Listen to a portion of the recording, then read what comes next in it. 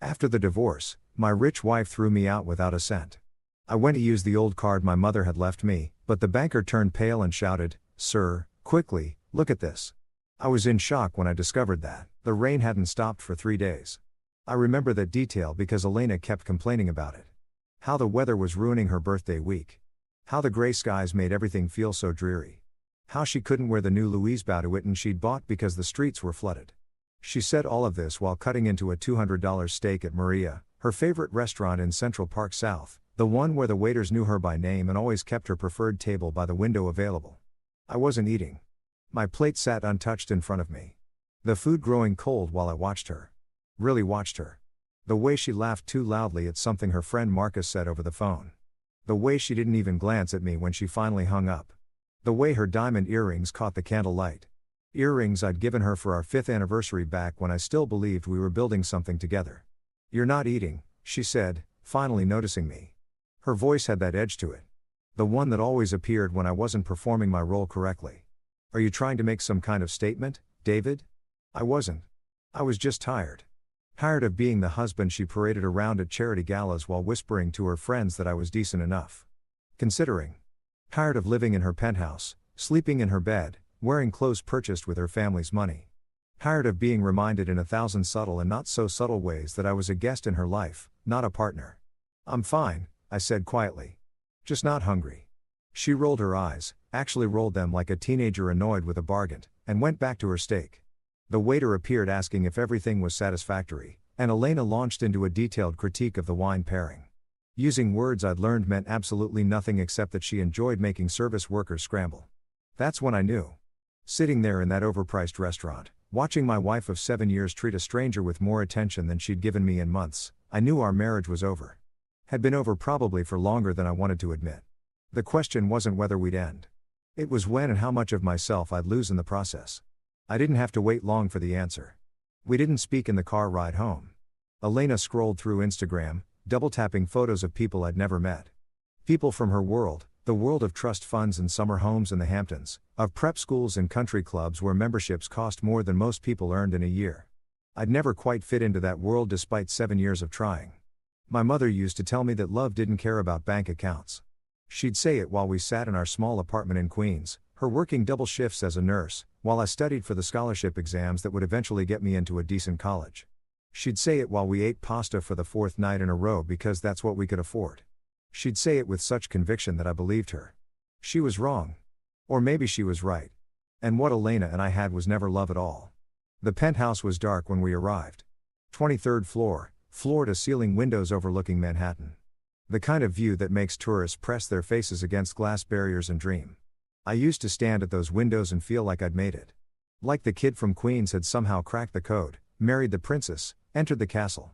Now I just felt like an imposter waiting to be found out. "We need to talk," Elena said, kicking off her heels and walking to the bar.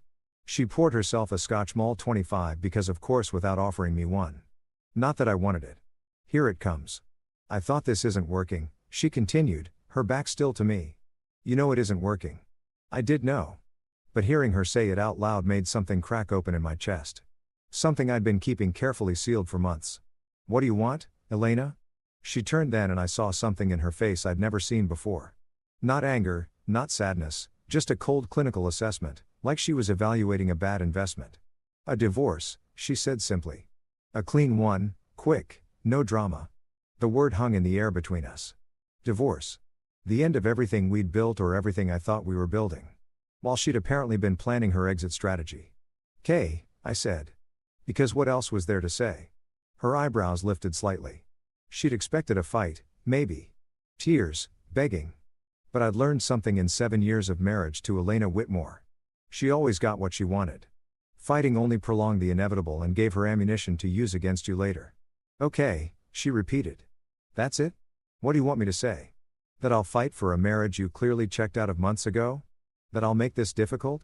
I won't. If you want a divorce, we'll get a divorce." Something flickered across her face. Surprise, maybe, or disappointment that I wasn't giving her the scene she'd rehearsed for. Then it was gone, replaced by that same cool efficiency. "Good. My lawyer will send over the papers tomorrow. You can have Harold look them over." "Oh, wait." She smiled and it was not a kind smile. You can't afford, Harold, can you? Well, I'm sure there are plenty of adequate attorneys who work for less. There it was. The knife slipped between the ribs so smoothly, I almost didn't feel it at first. I'll find someone, I managed. She took a sip of her scotch, studying me over the rim of the glass. You should probably start packing. I'd like you out by the end of the week. The penthouse is in my name, obviously, as is well, everything really. My throat tightened. Everything. Did you contribute to the down payment, David? The mortgage, the renovations. Do you pay the maintenance fees? Each question was delivered with surgical precision. No. So, yes, everything. I'd known this, of course. Somewhere in the back of my mind, I'd always known that nothing in this life was actually mine. But knowing it theoretically and having it laid out in such stark terms were different things. I have some savings, I started. Do you? Her smile widened. That joint account we opened when we got married. I closed it this afternoon. Transferred everything to my personal account. My lawyer says it's perfectly legal. It was my money funding it. Anyway, you're welcome to whatever's in your old checking account from before we met. I'm sure though she paused, pretending to calculate. $700 will take you far. The room tilted slightly. $700. That's what 7 years of marriage had left me with. $700 and a closet full of designer clothes I'd never wanted. Paid for with money that was never mine. Elena. Oh, and David. She set down her glass and walked toward the bedroom, pausing in the doorway. I'd appreciate it if you were gone by Monday morning. I have someone coming over for brunch, and it would be awkward if you were still here. Someone, not even a name, just someone. Someone who was probably already sleeping in our bed on the nights I worked late. Someone she'd been planning this escape with while I'd been naive enough to think we were just going through a rough patch. The bedroom door closed with a soft click. I stood there in the living room for a long time, staring at those windows I'd once loved. At the city spread out below like a glittering promise. From up here, New York looked beautiful, magical, like anything was possible. From where I was standing, it just looked cold. I didn't sleep that night. Couldn't. Instead, I pulled out my old duffel bag, the one from college, worn and patched, shoved in the back of the closet behind garment bags of suits I'd never paid for, and started packing. It was amazing how little was actually mine. The clothes, hers, the watch, a gift from her parents, the laptop, purchased with her credit card. I found myself sorting through 7 years of my life and realizing I could fit what was truly mine into a single bag. Some old books, a few photos of my mother, the Columbia hoodie I'd worn so much in grad school that the letters were cracking, my phone, which I'd insisted on paying for myself, one of the few small rebellions I'd maintained. And there at the bottom of my drawer, buried under socks I'd never worn, my mother's card. I'd forgotten about it, honestly. She'd given it to me a week before she died, pressed it into my hand while she lay in that hospital bed, the cancer having eaten away everything except her determination to see me settled, cared for, safe. Promise me you'll keep this, she'd whispered, her voice thin as paper. Don't use it unless you absolutely have to. But keep it. Promise me, David. I'd promised, even though I didn't understand why. It was just an old bank card, worn smooth at the edges, the numbers barely visible. She'd never had much money. Nurses don't get rich, and a single mother raising a kid in New York even less so. I'd assumed whatever account it connected to held maybe a few hundred, if that. A small emergency fund she'd somehow kept hidden from her own dire emergencies. Now, sitting on the floor of a penthouse I was being evicted from, I turned the card over in my hands. The plastic was warm from being buried in the drawer. The bank's logo faded almost to nothing. Chase I could just barely make out. An account number. My mother's name embossed in raised letters. Margaret Chen. She'd gone by her maiden name after my father left. Kept it even after he died. Years later, as if erasing the name Sullivan from her identity could erase the pain of being abandoned with a 2-year-old and nothing else. I'd taken her name when I turned 18. Legally changed it. David Sullivan died with the man who'd created him. David Chen was my mother's son, wholly and completely. Elena had hated that. Insisted I should go back to Sullivan for professional reasons. That Chen made me sound too ethnic for the circles we moved in. I'd refused, one of the few times I'd stood firm against her will. My mother had given me everything. I'd be damned if I erased her from my name. I slipped the card into my wallet, though I wasn't sure why. Habit, maybe, or sentimentality, or the desperate hope that my mother somehow had left me something that could help me survive the next few days until I figured out what came next. The sun was rising by the time I finished packing. Gray light filtered through those expensive windows, washing everything in shades of nothing. I could hear Elena in the bedroom. Her alarm going off, the sound of her morning routine beginning, shower, skin care, the ritual of constructing the perfect Elena Whitmore that the world would see. I left before she came out, didn't say goodbye. What was there to say? The streets were still wet from the rain, but it had finally stopped. I walked for hours, my duffel bag over my shoulder, my phone dying slowly in my pocket because I hadn't thought to grab my charger and it had probably been purchased with her money anyway. I'd called my friend Marcus, not her. Marcus, my Marcus from grad school, and he'd said I could crash on his couch for a few days. Not long, he'd warned. His girlfriend was already annoyed about how small their apartment was. But a few days, enough time to figure out next steps, except there weren't many steps to figure out. I'd been working at Elena's family's investment firm, a cushy position I'd gotten not through merit, but through marriage. That would end with the divorce, obviously. I had no real savings. $700 might cover a week in a shitty motel if I was lucky. My credit cards were all connected to accounts she'd controlled. I didn't have a car. We'd sold mine years ago because it's ridiculous to have two cars in Manhattan, David, and mine is nicer anyway. I'd willingly dismantled my own independence piece by piece, thinking I was building a partnership. Thinking love meant merging everything, sharing everything, becoming a unit instead of two separate people. I'd been an idiot. By noon, I found myself standing outside a Chase Bank branch in Midtown. I don't know what made me walk in. Desperation maybe, or the vague thought that I should at least see if my mother's account had anything in it before I started pawning what little I owned. The branch was nearly empty. Just a few people at the ATMs and a banker sitting at one of the desks, scrolling through his phone with the look of someone bored beyond measure on a Saturday morning. I approached the ATM first, slid in my mother's card, waited for it to be rejected to tell me the account was closed, expired, invalid. Instead, it asked for a PIN.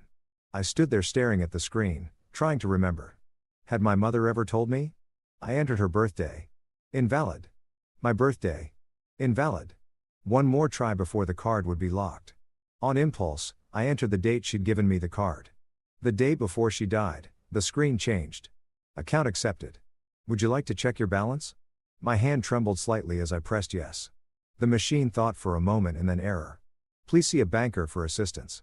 Of course, the account probably had $12 in it, and the ATM couldn't even process something that pathetically small.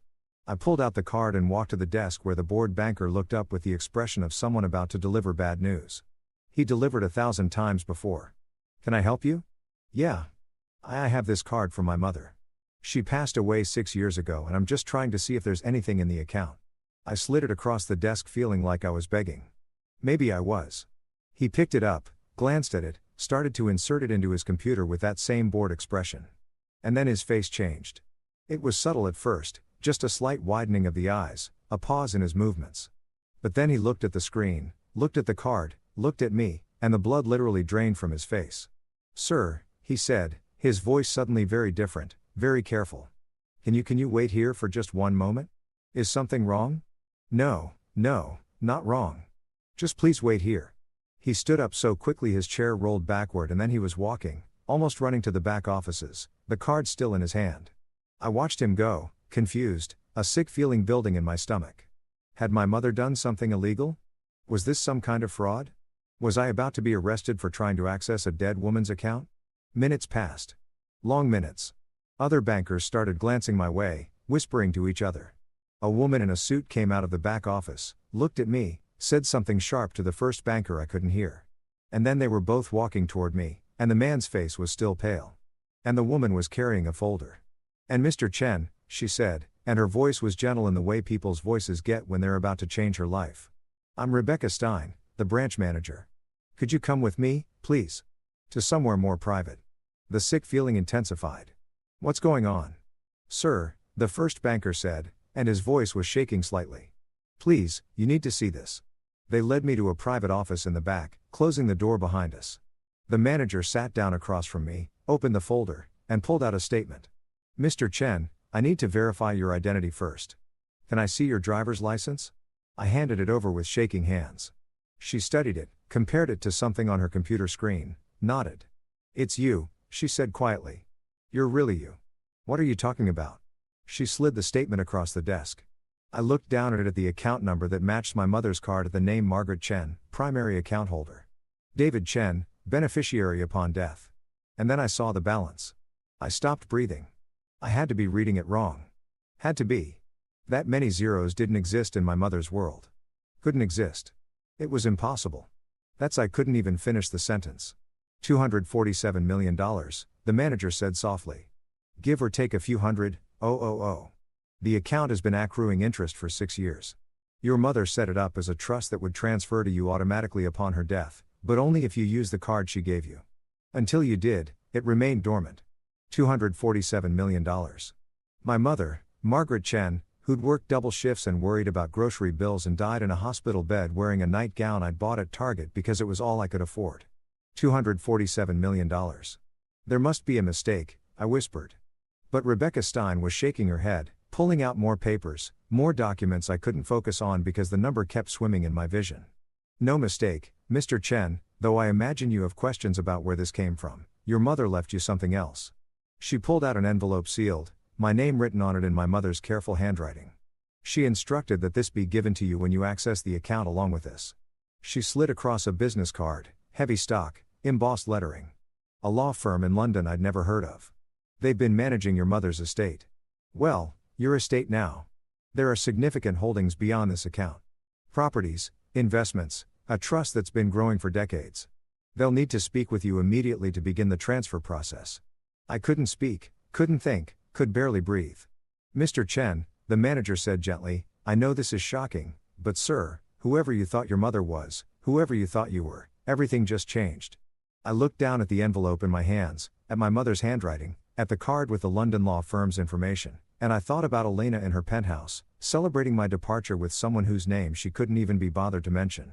Everything just changed. I sat in that office for 20 minutes before I could move. The envelope felt impossibly heavy in my hands. Just paper, just ink, but weighted with 6 years of questions. I hadn't known to ask. Around me, the bank hummed with its usual Saturday rhythm. ATMs beeping, people shuffling papers, the soft murmur of transactions that meant everything and nothing to the people conducting them. But in this small room with its generic corporate art and its desk that had probably witnessed 1,000 financial revelations, my entire reality was fragmenting like a mirror struck dead center. $247 million. I kept trying to make the number feel real, to connect it to the woman who'd raised me in a 3-room apartment where we could hear the neighbors arguing through walls thin as wishes. The woman who'd clipped coupons religiously, who'd made a game out of seeing how cheaply we could eat each week, who'd actually cried when I got that full scholarship to Columbia because she'd been saving every penny she could spare. And now she could finally stop working herself to death. Except she hadn't stopped, had she? She'd kept working those double shifts right up until the cancer made it impossible. Kept living in that same apartment. Kept pretending we were barely scraping by while $247 million sat in an account I didn't know existed. Why? My hands shook as I opened the envelope. The letter inside was written on the same cheap notepad paper she'd always used, the kind you buy in bulk from the dollar store. Even now, even revealing whatever she was about to reveal, she'd stayed true to character. My mother, who'd apparently been sitting on a fortune that would make Elena's trust fund wealth look like pocket change, had written this final confession on paper that cost pennies. The handwriting was shaky, she'd been so sick by then, could barely hold a pen, but still recognizable, still hers. My dearest David, if you're reading this, it means I'm gone. It means you finally used the card I gave you, which means you've hit rock bottom or close enough that you've remembered your mother's last gift. I'm sorry it had to be this way. I'm sorry for so many things. I lied to you your entire life. Not about loving you. Never about that. But about everything else, about who I was, about who your father was. About why we lived the way we lived when we never had to. Your father wasn't Thomas Sullivan, the accountant who abandoned us when you were 2. That man existed. Yes, and he did leave. But he wasn't your father. I let you believe it because it was easier than the truth. Because the truth would have destroyed the childhood I wanted to give you. A normal childhood, one where you weren't defined by money or legacy or the weight of a name that would have consumed you. I stopped reading, my vision blurring. The walls of the office seemed to be closing in, the air growing thick and hard to breathe. Not my father, Thomas Sullivan, whose name I'd eventually rejected, whose abandonment had shaped so much of who I became, whose absence had taught me what kind of man I didn't want to be. He wasn't even real. Not in the way that mattered. I forced myself to keep reading. Your real father was Richard Chen. Not Chen by marriage. That was my maiden name. But it was also his family name. We were distantly related, third cousins, which is how we met at a family reunion when I was 23. He was 15 years older than me, already wealthy beyond imagination, already married to a woman his parents had chosen for him, already trapped in a life he never wanted. We fell in love anyway. It was stupid and reckless and wrong, and it was the most real thing I'd ever felt. He couldn't leave his wife.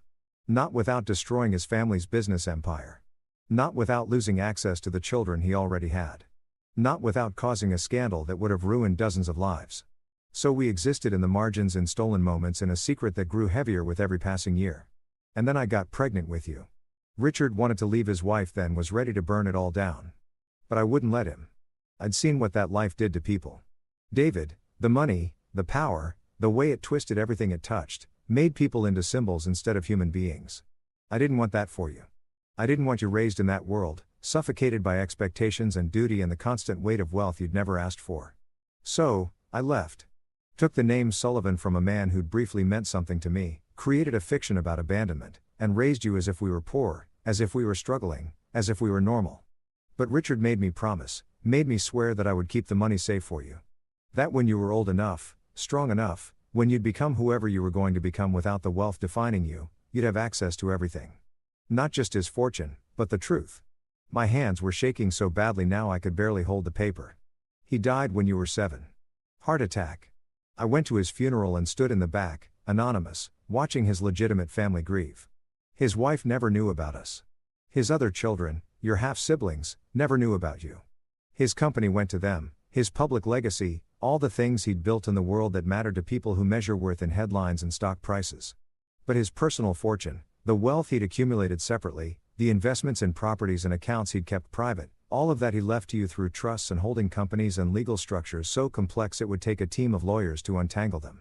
All of it waiting for the day you'd need it. I wanted you to need it, David. I wanted you to live a real life first.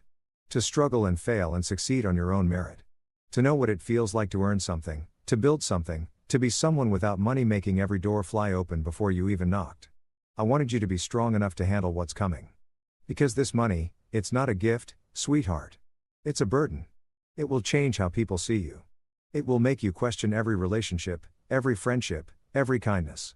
It will attract parasites and predators and people who will smile to your face while calculating how to extract value from your existence. But I also know that by the time you're reading this, you've probably learned those lessons anyway. You've probably already experienced betrayal. You've probably already discovered that people can love the idea of you without loving you at all. You've probably already had your heart broken by someone who saw you as a means to an end. I thought of Elena of 7 years spent being exactly that, a means to an end, though what end I'd never quite figured out. Legitimacy may be the appearance of normally something to parade around while she lived her real life elsewhere. So now you get to choose, my darling boy. You can take this money and build something beautiful with it. Or you can let it destroy you the way it destroys so many people. You can use it to become the man I raised you to be. Amplified, or you can let it turn you into someone I wouldn't recognize. The lawyers in London have all the details. Property in 8 countries, investment portfolios that span industries I don't even understand. A trust that's been growing since before you were born. You're not just wealthy, David. You're dynasty-level wealthy. You're change the world wealthy if you want to be. I'm sorry I lied. I'm sorry I'm not there to guide you through this. I'm sorry for all the nights we ate pasta and you went to bed thinking we couldn't afford better when the truth was I could have bought the entire building we lived in without blinking. But I'm not sorry for giving you a real childhood. I'm not sorry for teaching you the value of $1, the dignity of work, the importance of building yourself from the ground up. Those lessons will serve you better than any trust fund ever could. You're going to be angry with me. That's okay. Be angry. Rage at me if you need to. I'm dead. I can take it. But then when the anger fades, I need you to do something for me. Be good, David. Be careful. Be smart. And be happy. God, please be happy. This money is your inheritance. Yes, but it's also your revenge. Revenge against every person who ever underestimated you, whoever treated you as less than, whoever made you feel small. Not revenge through destruction. That's too easy, too crude. Revenge through success, through thriving, through building a life so magnificent that everyone who doubted you has to witness it. You don't owe anyone anything anymore, sweetheart. Not explanations, not apologies, not your presence in their lives. You're free. Use that freedom well. All my love always and forever, Mom. P.S. There's a safety deposit box at the London office. In it, you'll find photos of your father, of us together, of the life we had in secret. You deserve to know where you came from, even if I spent your whole childhood hiding it. P.P.S. I saw the woman you married. I died before the wedding, but I saw her picture. Heard you talk about her. She's beautiful, David. Poised, elegant, everything the world tells us we should want. But she doesn't love you the way you deserve to be loved.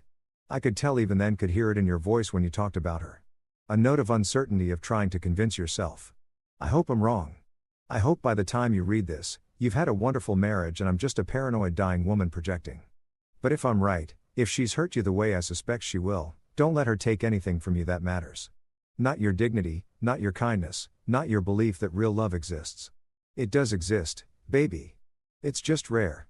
And it never ever uses money as a weapon. The letter ended there. I sat staring at it, reading and rereading those final lines until the words blurred together, and I couldn't tell if the wetness on my face was tears or sweat or some combination of both. My mother had known, had seen through Elena from hundreds of miles away from a hospital bed, with nothing but my tone of voice to guide her, had known, and had still said nothing, had trusted me to figure it out on my own, had left me this letter like a time bomb set to detonate at exactly the moment I'd need it most. She doesn't love you the way you deserve to be loved. I thought about Elena's face last night, the coldness in it, the calculation, the way she'd smiled when she told me about closing our joint account, about how I'd be leaving with $700 and whatever dignity I could salvage. $700. I almost laughed. Would have laughed except the sound that came out was closer to a sob. Mr. Chen.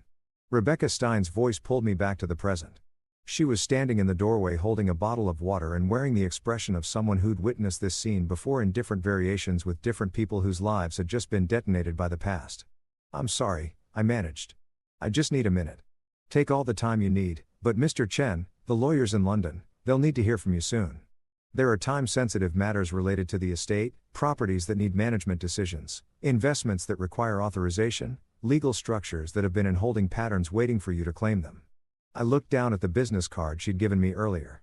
Whitmore and Associates London, the firm that had been managing my inheritance for 6 years, waiting for me to materialize. Whitmore, the same last name as my soon-to-be ex-wife. The universe apparently had a sick sense of humor. What do I need to do?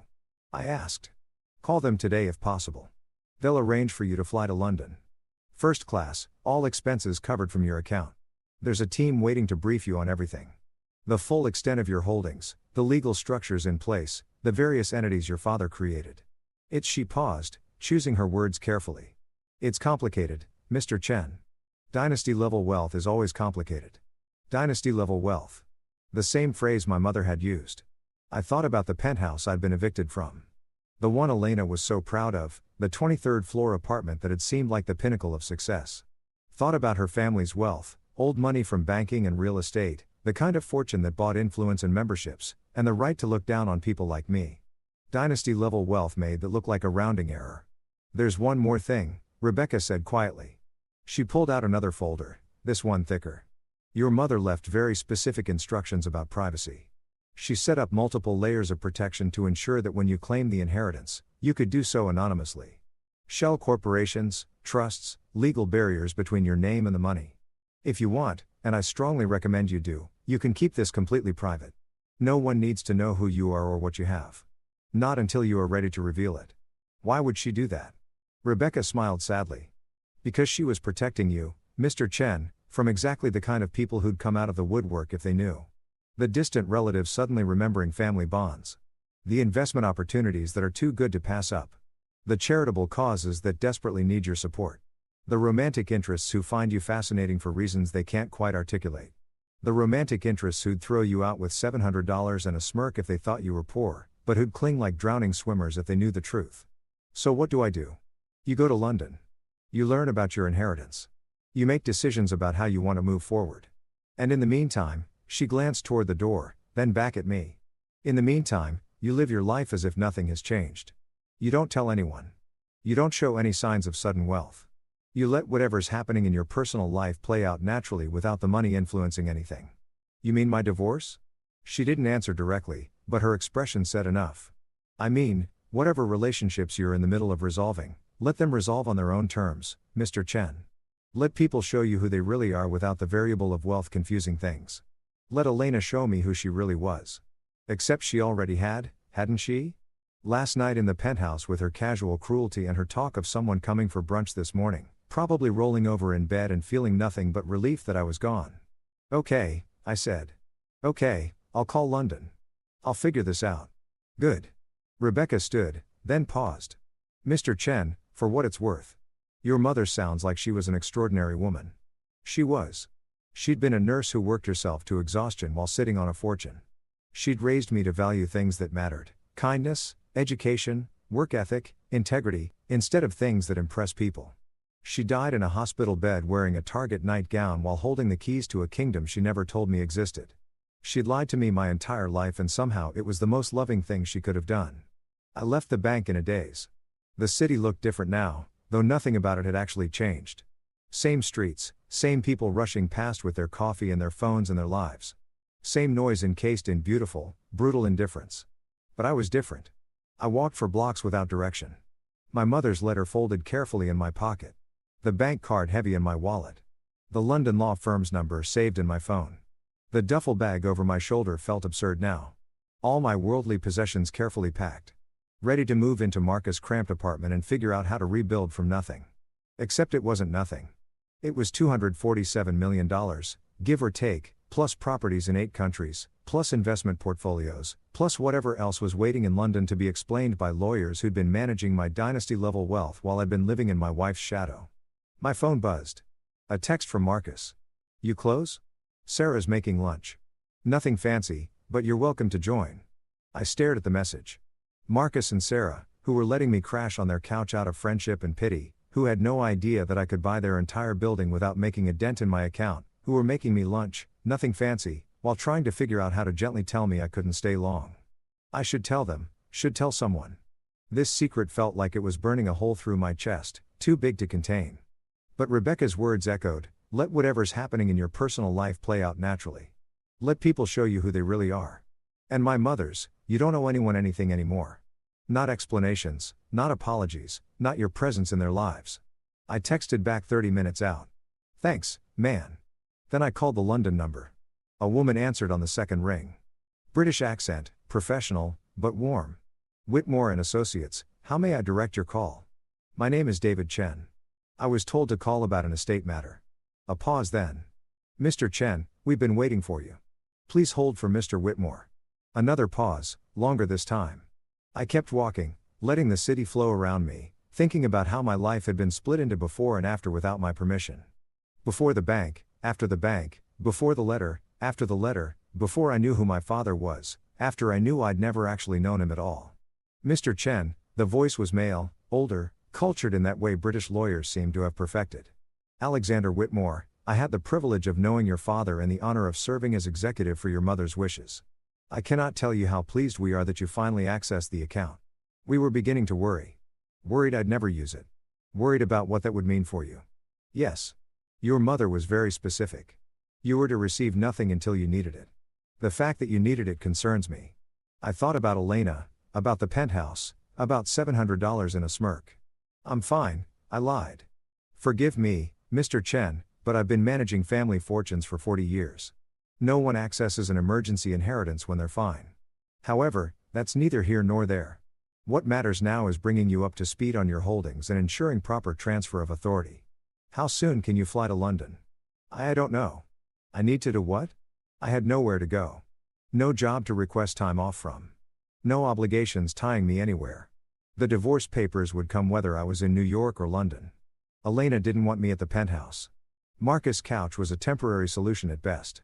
I had nothing keeping me here except momentum, the weight of routine, the illusion that my life still existed in the shape I'd built it. I can come Monday, I heard myself say. Excellent. I'll have my assistant arrange everything. Flights, accommodation, transportation, everything will be handled. Mr. Chen, I know this is overwhelming, but I promise you by the time you leave London, you'll understand not just your inheritance, but your father's vision for what you might do with it. Mr. Whitmore. Yes. My mother, in her letter, she said my father wanted this money kept from me until I was strong enough to handle it. How did he know I'd ever be strong enough? A long pause, then softly. He didn't. Mr. Chen, that was your mother's gamble. Your father wanted you to have everything immediately, full access from birth, your legacy secured regardless of character. It was Margaret who insisted otherwise. She believed that struggle creates strength, that hardship builds wisdom, that a fortune given too early destroys more lives than it saves. And if she was wrong, if I'd never used the card, then the money would have gone to various charities upon your death with a letter explaining why your mother was willing to sacrifice your inheritance and her relationship with you, even posthumously. Rather than risk you becoming the kind of person wealth creates too easily, the kind of person Elena was, he meant, but didn't say.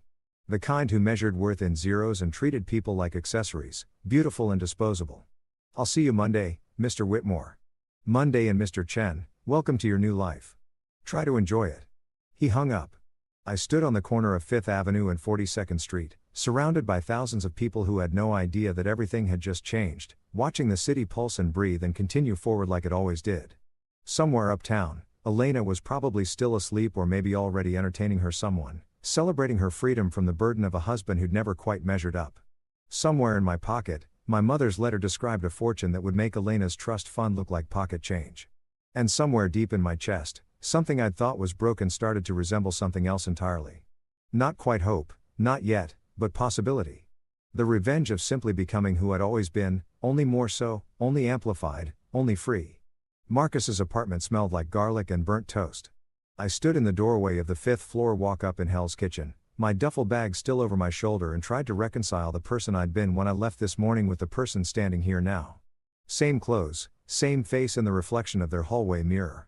Same David Chen who'd woken up in a penthouse and gone to sleep or tried to knowing he'd be homeless by Monday. Except nothing was the same at all. Dude, you look like hell, Marcus said, pulling me inside. Sarah's making grilled cheese. It's basically her only recipe. So, prepare yourself for mediocrity. But it's food. He was trying to be cheerful, trying to make this less awkward than it was. Marcus had always been like that. The friend who showed up, who made room, who asked questions later.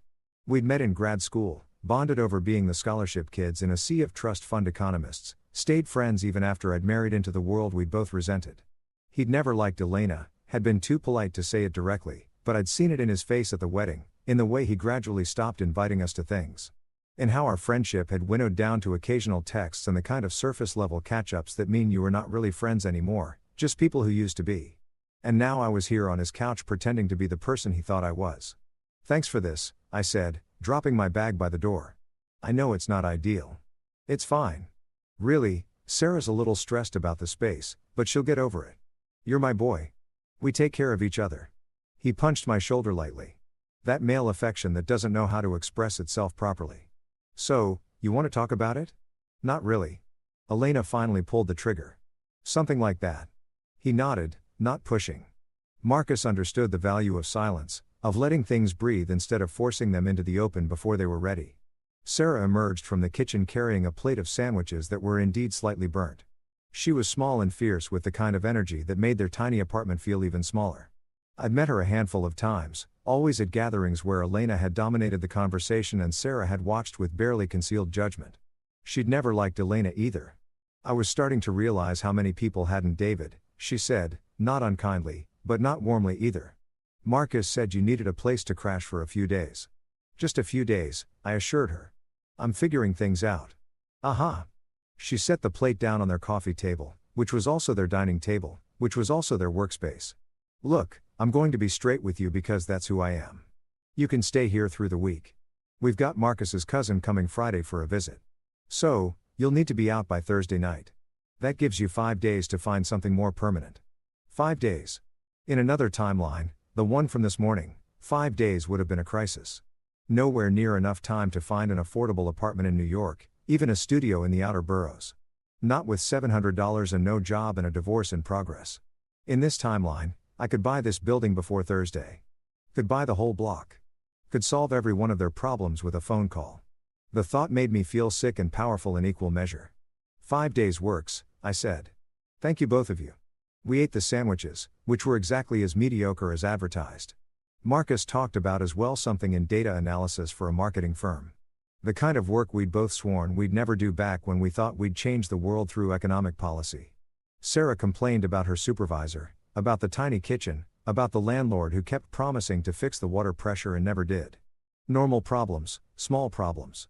The kind that consumed your entire world when you lived in 600 square feet and split rent 3 ways with your salary and your partner's salary, and the side hustle you pretended was a temporary thing, but knew deep down was probably permanent.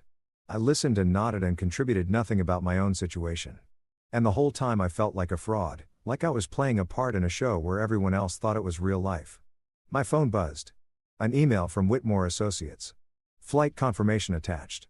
British Airways First Class JFK to Heathrow Monday 8 a.m. car service will collect you at 5:30 a.m. from the address on file. Please confirm receipt. I stared at the screen. The address on file would be the penthouse, the one I'd been evicted from. I typed back quickly. Address has changed. We'll send updates shortly. Another buzz, almost immediate. Understood. Please provide current location at your earliest convenience. Accommodation in London has been arranged at the Connaught. Any preferences or requirements, please advise. The Connaught. I'd walked past it once years ago when Elena had dragged me to London for some charity thing her mother was involved in. We'd stayed at Claridge's, which had seemed impossibly luxurious at the time. The Connaught had been the place Elena had pointed to and said, that's where real wealth stays.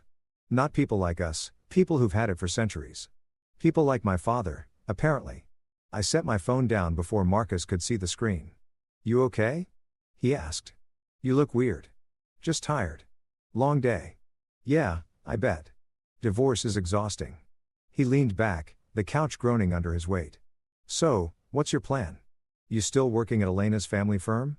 That's done obviously, right? So, you need a job, too. Yeah, it wasn't technically a lie. I did need a goo, or at least the appearance of one. Needed something to tell people when they asked what I did. Needed a reason to be somewhere during the day. Needed the structure that kept people from asking too many questions. Unless I didn't. Unless I just disappeared into the money, became one of those people whose occupation was managing their wealth, whose calendar was filled with investment meetings and portfolio reviews, and all the other euphemisms rich people use to avoid saying they didn't actually work. The thought made my skin crawl. I'd spent 7 years watching Elena and her circle do exactly that. Pretend their trust fund management was a career. Pretend their charity board positions were jobs. Pretend they'd earned anything they had. I wouldn't become that. Couldn't. My mother had raised me better, but I also couldn't stay here. Couldn't keep lying to Marcus and Sarah. Couldn't maintain the fiction that I was the person they thought I was. I'll figure it out, I said. Finally. I've got some leads. Another lie. They were stacking up, building a wall between who I was now and who everyone thought I'd always been. That night, I lay on Marcus's couch, lumpy, too short, smelling faintly of the takeout they ate too often, and stared at the ceiling. The apartment was quiet except for the sounds of the city filtering through thin walls, sirens, voices, the constant hum of 8 million people living on top of each other. In the bedroom, I could hear Marcus and Sarah's muffled conversation. Something about bills and whether they could afford to order in tomorrow, or if they should finally learn to cook something besides grilled cheese. I pulled out my phone and opened my banking app, the one I'd used to check my personal account this morning and confirm Elena's claim that I had $700 to my name. Then I added the new account, the one from my mother, the one the banker had helped me link before I'd left in a daze. The balance loaded slowly as if the app itself couldn't believe what it was seeing. 247-384-62943. I watched the number, waiting for it to change to reveal itself as a glitch or a mistake or a hallucination brought on by stress. But it just sat there, solid and real and impossible. More money than I could spend in 10 lifetimes even if I tried. I thought about Marcus in the next room, worried about whether they could afford Thai food. I thought about the water pressure that didn't work. The landlord who didn't care, the cousin coming Friday who would displace me because they literally didn't have room for both. I thought about how easy it would be to fix all of this.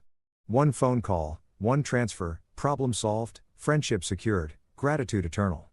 But Rebecca Stein's warning echoed, let people show you who they really are without the variable of wealth confusing things. And my mother's, it will make you question every relationship, every friendship, every kindness. Marcus was my friend. Had been my friend through grad school, through the early days with Elena, when I'd still been naive enough to think love conquered all. Through the slow dissolution of our regular hangouts, as my wife had gradually isolated me from everyone who remembered who I'd been before, he was helping me now because that's what friends did. Not because of what I had, but because of who he thought I was. If I told him if I fixed his problems with my newfound fortune, I'd never know for sure. Never know if he'd have stayed my friend without it. Never know if the help was genuine or strategic. Never know if our relationship was real or just another transaction in a world that ran on them. I closed the banking app and opened my email instead. The message from Elena's lawyer had arrived while I'd been walking to Marcus Place. I'd seen the notification and ignored it, not ready to face whatever legal dissolution of our marriage looked like in stark black and white. Now lying in the dark, I forced myself to read it. Mr. Chen, please find attached the dissolution of marriage agreement for your review. As discussed with my client, this is intended to be a straightforward separation with minimal conflict. Key terms: all property acquired during the marriage remains with Mrs. Whitmore, including the primary residence, vacation properties, and jointly titled vehicles. All joint financial accounts have been closed with assets returned to their original sources. Mrs. Whitmore. No alimony or spousal support in either direction. All personal property to be collected by you within 72 hours or it will be donated to charity. A non-disparagement clause preventing either party from making negative public statements about the other. Mrs. D. Whitmore is prepared to sign immediately and hopes for your cooperation in expediting this matter. Please confirm receipt and indicate whether you'll be retaining counsel. Regards, Harold Chen, no relation. Senior partner, Morrison and Associates. Harold Chen, the lawyer Elena had mockingly mentioned I couldn't afford, who now revealed himself to share my last name in a coincidence that felt like the universe's idea of a joke. I read through the terms again, slowly this time. She was taking everything, every physical asset from 7 years of marriage.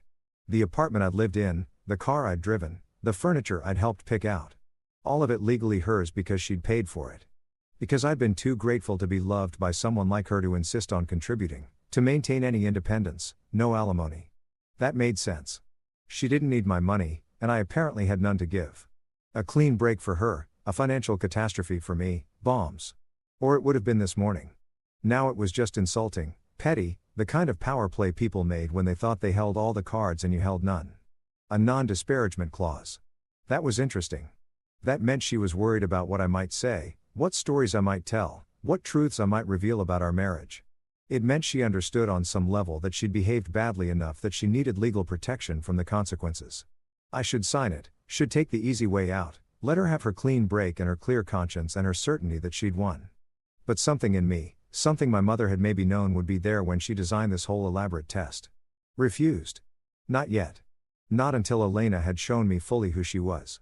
Until this played out to its natural conclusion, until I understood exactly what 7 years of my life had meant to the woman who promised to love me forever. I drafted a response. Mr. Chen, I've received the dissolution agreement and am reviewing the terms. I'll need a few days to consider my options. I'm currently in the process of relocating and securing counsel. Regarding the 72-hour personal property deadline, I'll arrange to collect my belongings this week. Please inform Mrs. Whitmore that I'll be in touch to schedule a time. I'll respond to the broader agreement by end of week. David Chen, professional. Calm, giving nothing away. I hit send before I could second guess myself. Sunday morning arrived with rain again, as if the weather had decided to match the general misery of my circumstances. Marcus and Sarah left early for some brunchy thing with friends, inviting me with the kind of forced enthusiasm that made it clear they hoped I'd decline. I did, claiming exhaustion, grateful for a few hours alone in the apartment. The moment the door closed behind them, I called London. Alexander Whitmore answered on the first ring. Mr. Chen, I hope you have had time to process yesterday's revelations. Process is a strong word. I'm still mostly in shock. Understandable. These matters take time. However, I do need to brief you on certain urgent issues before your arrival Monday. Do you have somewhere private to speak? I glanced around the empty apartment. Yes. Excellent. First, regarding your identity protection, your mother established several shell corporations and trusts to act as intermediaries between you and your assets. The primary entity is called Providence Holdings, registered in the Cayman Islands. All property, investments, and accounts are technically owned by Providence, which is in turn controlled by a trust of which you are the sole beneficiary. Which means David Chen, the individual, appears to own nothing. David Chen, the trust beneficiary, controls everything. It's a legal distinction that provides enormous privacy protection. No one can trace your wealth back to you unless you explicitly choose to reveal it. My mother really thought this through. Your mother was extraordinarily thorough, Mr. Chen. She spent the last 5 years of her life working with us to ensure every detail was perfect. She anticipated scenarios we thought were paranoid. Vengeful spouses, predatory relatives, opportunistic acquaintances. She wanted you protected from all of it. Vengeful spouses. Like she'd known, like she'd seen Elena for what she was and had built a fortress around me just in case. What else do I need to know? Your property portfolio includes residences in London, New York, Paris, Tokyo, Sydney, Cape Town, Sao Paulo, and Dubai. Some are investment properties generating rental income. Others are personal residence maintained but unoccupied waiting for you. The New York property is a penthouse in Tribeca, significantly more valuable in private than anything in Midtown or the Upper East Side. A penthouse in Tribeca, probably 2 blocks from where I was sitting on a lumpy couch pretending to be homeless. You mentioned urgent matters. Yes. Several of your properties require immediate decisions about lease renewals or sale opportunities. There are also investment positions that need your authorization to proceed. Your father had started several ventures that were put on hold when he died, waiting for you to take over. And there's the matter of your position on various boards. Boards. Your father held seats on the boards of 6 major corporations. Upon his death, those positions were held in trust to be transferred to you when you claimed your inheritance. You're now legally entitled to those seats and the rather significant stipends that come with them. Several of the companies have been inquiring when you'll assume your responsibilities. Board positions at major corporations. Me, David Chen, who'd been working a mid-level position at his wife's family firm because he'd never quite managed to advance on his own merit. I don't know anything about running a corporation. You don't need to. Board members provide oversight and strategic guidance, not day-to-day management. And you have voting rights on major decisions. It's quite lucrative and requires relatively little time, a few meetings per quarter, some reading of reports. Many board members treat it as semi-retirement. How significant are the stipends? Averaging 2 to 3 million per year per board seat plus stock options? I did the math. 12 to 18 million per year just for showing up to meetings. That was more than Elena's entire trust fund generated annually. Mr. Chen, are you still there? Yeah, sorry. This is just a lot. It is, which is why Monday's meetings are so critical. We need to walk you through everything systematically. Establish your priorities. Create a management structure. You'll need a personal attorney, a financial advisor, a tax specialist, possibly a public relations consultant, depending on how visible you want to be. I don't want to be visible at all. Understood. However, some visibility is inevitable once you take up your board positions. The business press will take note. Your father was relatively well known in certain circles. Not celebrity level, but respected. They'll be curious about his son finally emerging. His son, David Chen, heir to Richard Chen's fortune and legacy. A person who didn't exist until yesterday, who had no history in that world, no credentials, no network, a person Elena knew nothing about. Can I delay taking the board seats? A pause. 1. You can, though I'd advise against it. The positions generate substantial income and provide legitimacy. They establish you as a serious person in the business world, not just a trust fund recipient. Your mother was quite insistent that you not become the latter. Right? Because she'd spent my whole life teaching me that dignity came from work, from contribution, from building something rather than simply consuming. Even now, even from beyond the grave, she was guiding me away from becoming the thing I'd hated in Elena. Okay, I'll take the seats, but I need help. I can't just show up and pretend I know what I'm doing. Of course, we'll provide comprehensive briefing materials on each company, their industries, current challenges, and strategic opportunities. We'll also connect you with advisors who specialize in preparing new board members. You won't be unprepared, Mr. Chen. I promise you that. I heard the apartment door opening. Marcus and Sarah returning earlier than expected. I need to go, I said quickly. I'll see you Monday morning. Monday morning. The car will collect you at 5:30 a.m. Pack for a week. This will take time. He hung up. I shoved my phone in my pocket just as Marcus walked in, looking annoyed. Brunch place had an hour wait, he explained. Sarah's in the bathroom having a meltdown about it. I think she's stressed about you being here, to be honest. Not that it's your fault, just, small space, big feelings. I get it. I'll be out of here soon. You find a place. I'm working on it. Another lie. They were coming easier now. Sliding off my tongue like a skill I'd practiced for years. The truth was in my pocket. A penthouse in Tribeca. Probably empty. Definitely mine. Waiting for me to claim it. A life in London for the week. First-class flights and 5-star hotels and lawyers who said Mr. Chen like it meant something. A fortune that would solve every problem Marcus and Sarah had, that would make this awkward housing situation disappear. That would prove I was still the friend who showed up, who helped, who cared. But I couldn't tell them. Not yet.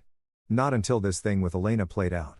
Not until I understood what my life looked like on the other side of this transformation. Not until I knew for certain who I could trust and who was just performing friendship while calculating their angle. So, I sat on the lumpy couch and let Marcus complain about brunch wait times and pretended my biggest problem was finding an apartment I could afford with a job I didn't have. And somewhere in the back of my mind, I heard my mother's voice. This is the burden, David. A dim. Not the money itself, but the secret. The knowing that you could fix everything, but choosing not to. Because fixing it would ruin the only thing you were trying to save, the truth about who people really are. She'd been right about so much. I was starting to suspect she'd been right about this, too. Monday morning came too early and too loud. Marcus's alarm went off at 6:02 a.m., a piercing electronic shriek that penetrated the thin bedroom door and dragged me out of the half-leap I'd been pretending was rest. I heard him stumble to the bathroom. Heard Sarah groan something unintelligible. Heard the shower start and the pipes groan in protest. That water pressure problem they'd been complaining about. I lay on the couch and stared at the ceiling, calculating. My flight to London left at 8:00 a.m. The car service would have arrived at 5:30 a.m. to collect me from an address I'd never updated. Probably sitting outside the penthouse right now with a driver checking his watch and wondering where I was. I'd need to text them, reroute to Marcus's address, explain the delay. Except I couldn't do that without Marcus asking questions. Couldn't have a black car service pull up to this building. Couldn't disappear for a week to London without explaining where I was going or how I was affording it. Couldn't maintain the fiction that I was a broke, jobless divorce while simultaneously living like someone who just inherited a fortune. Because that's exactly what I was. I pulled out my phone and typed quickly to the number Whitmore and Associates had given me. Need to reschedule flight. Can we push to Tuesday morning, same time? Something came up that needs handling today. The response came within seconds. Of course, Mr. Chen, I'll rearrange everything. Car service will collect you tomorrow at 5:30 a.m. Please confirm address. I sent Marcus's address, then added discreet vehicle, please, residential area. Understood. Crisis averted temporarily, but that still left the larger problem. I couldn't just vanish to London without Marcus asking questions. And I couldn't answer those questions without either lying more elaborately or revealing the truth I wasn't ready to reveal. The bathroom door opened, releasing a cloud of steam and Marcus in a towel. You're up early, he observed. Couldn't sleep. Yeah, that couch is brutal. Sorry, man. He disappeared into the bedroom to dress, calling back. You got plans today? Job hunting? Here was my opening. Actually, yeah. Got some leads to follow up on. Might be out most of the day. That's good. That's great. Where at? I hadn't thought that far ahead. A consulting firm downtown. Friend of a friend thing. You know how it goes. Right on. Hope it works out. He emerged dressed for his own job. Looking tired in the way people do when they're juggling too much with too little. Listen, Sarah and I were talking last night. We want to help more, but the space thing is real. Her cousin's definitely coming Friday, and after that, I know. I'll be out by Thursday. Promise. He looked relieved, then guilty about being relieved. It's not that we don't want to help. Marcus, I get it. Really, you've already done more than I had any right to ask. He nodded, grabbed his bag, kissed Sarah goodbye. She was still in bed, pretending to sleep through this awkward conversation, and left. The moment the door closed, I texted the Whitmore and Associates number again. Change of plans. Can someone meet me in New York today instead? Need to access the Tribeca property and handle some personal matters before flying to London. The reply came fast. I'll have someone there by noon. The property manager can meet you at the building. Do you need anything prepared? Furnishings, provisions, etc. I looked around Marcus' apartment. The peeling paint, the cramped space, the couch that had destroyed my back. Yes, make it livable. I may need to stay there this week. Understood. I'll coordinate with the property management team.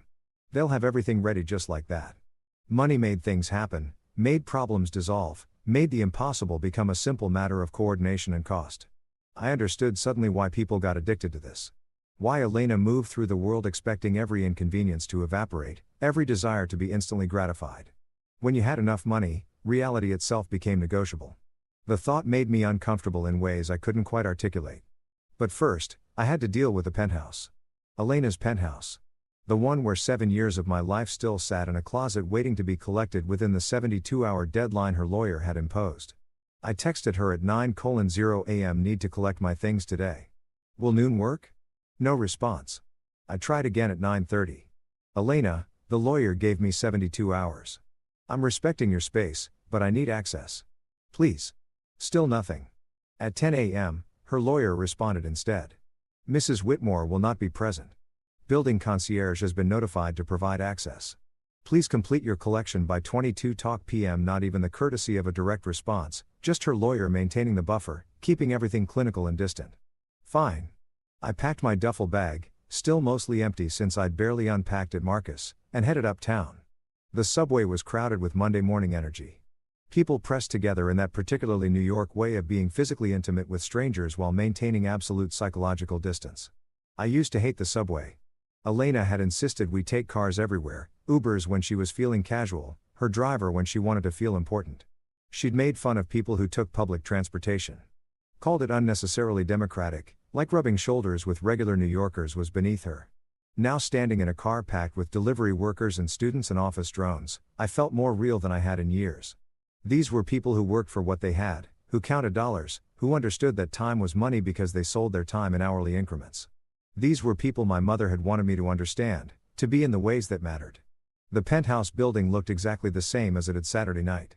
Imposing, expensive, dripping with the kind of luxury that whispered rather than shouted. The doorman I'd said good morning to 1,000 times, looked through me like I was already a ghost. I'm here to collect some belongings, I told him. From 23B, the lawyer should have. Yes, sir. Mrs. Whitmore's attorney called. You have until 2ish p.m. He handed me a temporary access key. Please return this to the desk when you're finished. Mrs. Whitmore. Not Elena. Not even your wife. The divorce wasn't final. Wouldn't be for weeks. But in the doorman's eyes, I was already erased. Already nobody. I took the elevator to the 23rd floor, my hands shaking slightly as the numbers climbed. The hallway was silent. It always was, insulated by money and architecture from the chaos of the city below. The key worked. The door swung open. The apartment had been cleaned. Professionally, thoroughly, like they were erasing evidence of a crime. The surfaces gleamed. The air smelled of expensive lemon polish and something floral. Fresh flowers sat in the vase by the window. White orchids, Elena's favorite, definitely not their Saturday night. She'd already moved on. Already begun the process of erasing me from this space, from her life, from her story. I walked through rooms I'd lived in for 7 years and felt like a stranger. The furniture was the same, but it looked different somehow, more like a magazine spread than a home. Had it always been like this, or had I just stopped noticing at some point, stopped seeing the carefully curated perfection that left no room for actual living? The bedroom was where it hit me hardest. Our bed, her bed, I had to remind myself, was perfectly made. New sheets, I noticed white instead of the blue ones we'd had. The photos that had sat on the nightstand were gone. My nightstand was completely empty, cleared of the books and glasses and random accumulated debris of shared sleeping space. On my pillow sat an envelope. I recognized Elena's handwriting on the front. David. My hand shook as I opened it. David, I'm not good at confrontation, so I'm doing this in writing. Cowardly, I know, but honest at least. Our marriage is over. Has been over for a long time. If I'm being truthful with myself, we both know it. We've been performing for months, maybe years, going through motions, pretending we're something we're not. I don't hate you. I want you to know that you're a good person. Kind, smart, everything my mother said I should want in a husband. But good isn't enough. Kind isn't enough. I need more than nice dinners and comfortable silences and someone who fits the picture. I need someone who excites me, who challenges me, who makes me feel alive instead of just settled. You deserve that, too, even if you don't realize it yet. You deserve someone who loves you for who you are, not who they're trying to make you into. I tried to make you into someone you're not. Someone comfortable in my world, someone who could keep up with my friends, someone who wanted the life I wanted. It wasn't fair to either of us. The prenup was always about protecting my family's assets, not about not trusting you. But I'm not going to pretend it doesn't make this easier. You get a clean break. I get about a clean break. No alimony, no fights about money, no dragging this out in court while lawyers get rich and we both get bitter. Take your things. Take whatever matters to you. The rest is just stuff. And I have plenty of stuff. I'm sorry it ended this way. I'm sorry I wasted 7 years of your life. I'm sorry I couldn't be who you needed and that you couldn't be who I needed. But I'm not sorry for the good parts. There were good parts, David. Remember those if you can. Be well. I read it twice, then a third time. It was honest. I had to give her that. Brutally casually honest in the way of people can be when they're already emotionally checked out and just want permission to stop pretending. She didn't hate me. She just didn't love me, didn't want me, didn't find me exciting or challenging or alive enough. I was too kind, too good, too comfortable. And the prenup that had protected her family's assets, the one I'd signed without really reading because I'd been too in love to imagine needing protection from the person I was marrying. Made everything easy. Made me disposable without complication. Take your things. I looked around the bedroom at the life we'd built. The closet full of clothes she'd bought me. The watch she'd given me. The cuff links from various anniversaries and birthdays. The leather toiletry bag. The expensive shoes, the suits tailored to fit me perfectly. All of it purchased with her money. All of it chosen by her for her version of who she wanted me to be. None of it mine in any real sense. I pulled my old duffel bag off my shoulder and started packing what actually belonged to me. The Columbia hoodie I'd hidden in the back of the closet. A few t-shirts I'd bought myself. Some jeans. My old running shoes worn through at the heels. The photo of my mother I'd kept on my dresser until Elena had suggested it was too depressing for the bedroom and I'd moved it to a drawer. The watch could stay, the suits could stay. All the expensive performance she dressed me in could stay. I took my mother's photo, my old books, and Stiglitz and Sen, the economists who'd shaped my understanding of inequality before I'd married into the 1%. My notebook from grad school full of ideas I'd once had about policy and change and making the world more fair. When I was done, my duffel was half full. 7 years of marriage fit in half a duffel bag. I walked through the apartment one more time, saying goodbye to nothing in particular. The kitchen where we'd barely cooked. The living room where we'd entertained her friends, and I'd felt like a prop in her performance. The study where I'd worked remotely while she'd done whatever she did during the days, which I'd never quite figured out. And then I saw it on the coffee table, partially hidden under a fashion magazine. Another phone, not Elena's primary phone. She was surgically attached to that one. A second phone, the kind people have when they're conducting business they don't want traced or conversations they don't want discovered. I picked it up. It was unlocked. She'd either forgotten to secure it or hadn't expected me to find it. The messages loaded. My stomach turned. Marcus. Not my Marcus. Her Marcus. Saturday 11:43 p.m. He's gone. Finally. I thought he'd make it more difficult. Elena. Saturday 11:45 p.m. He was always easy to handle. Too grateful to put up a fight. Marcus. Saturday 11:47 p.m. When can I come over? Elena. Saturday 11:48 p.m. Now I sent the staff away. Bring champagne. We're celebrating. I scrolled up. Weeks of messages, months maybe, planning the divorce, strategizing how to minimize what I could take, laughing about how I'd been completely clueless, that she'd been seeing someone else. And then from 3 months ago, Marcus, are you sure about the joint account thing? Seems harsh. Elena, he never contributed to it anyway. It's my money.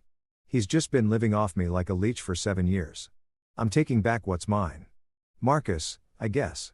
Still feels cold. Elena, that's business, baby. Emotions are for people who can't afford lawyers. I took a photo of the screen, then another, and another. Every message that showed premeditation showed the affair, showed exactly who Elena Whitmore really was when she thought no one was watching. The non-disparagement clause in the divorce agreement suddenly made a lot more sense. I put the phone back exactly where I'd found it, returned to the bedroom, grabbed my half-full duffel bag, and walked out. At the door, I paused, looked back at the penthouse one last time. The gleaming surfaces, the perfect furniture, the white orchids that had replaced me so seamlessly. Good riddance, I thought, and I meant it. The Tribeca property was everything the uptown penthouse wasn't. The building was understated, converted factory, red brick, the kind of place that whispered wealth instead of screaming it.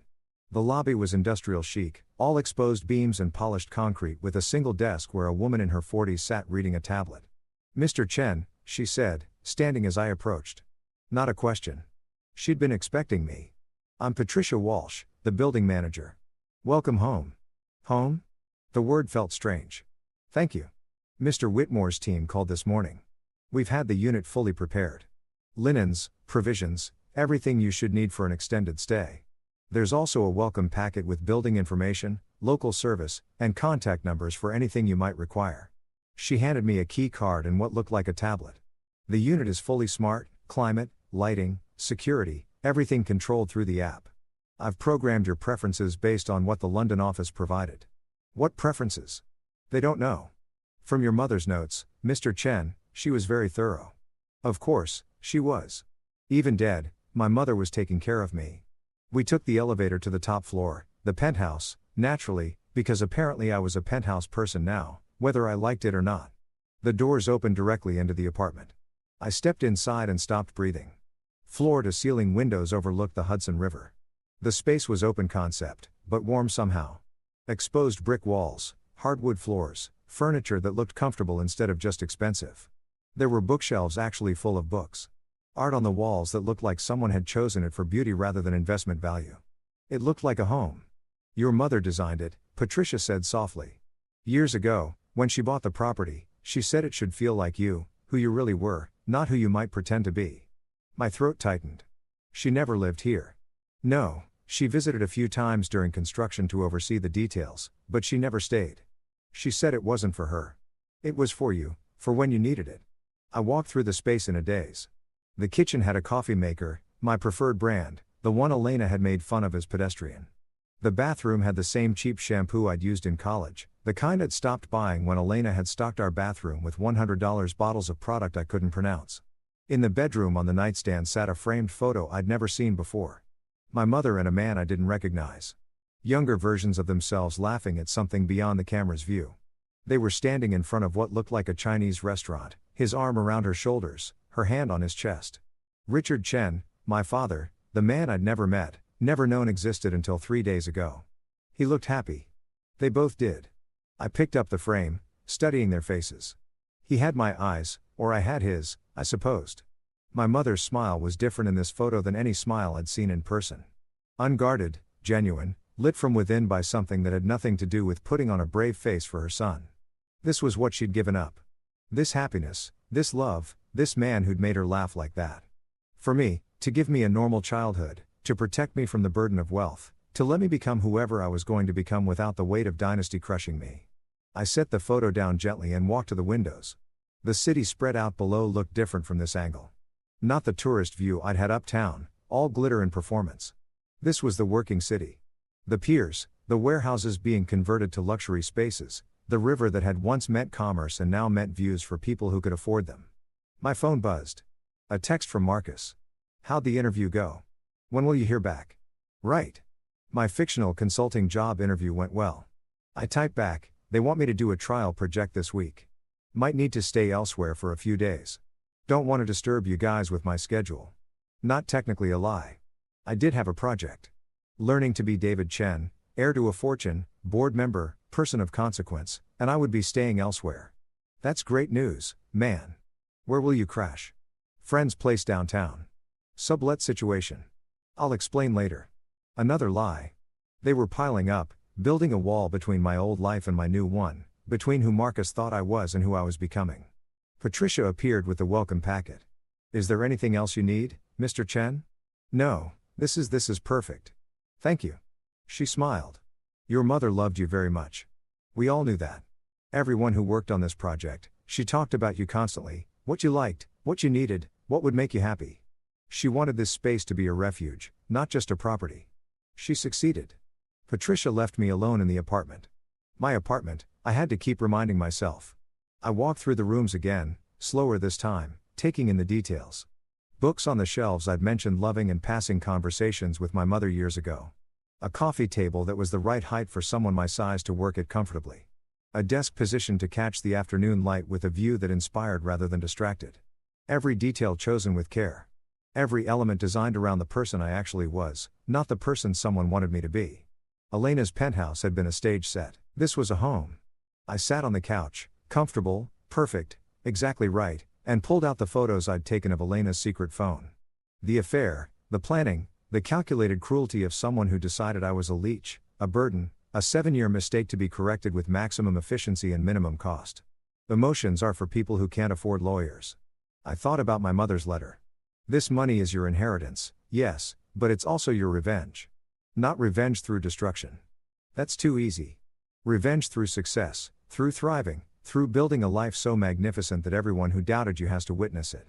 Elena had no idea what was coming. Had no idea who I was now, what I had access to, what I was becoming. She thought she'd won. Thought she'd cast off the dead weight, upgraded to someone more exciting, freed herself from the burden of a husband who'd never quite been enough.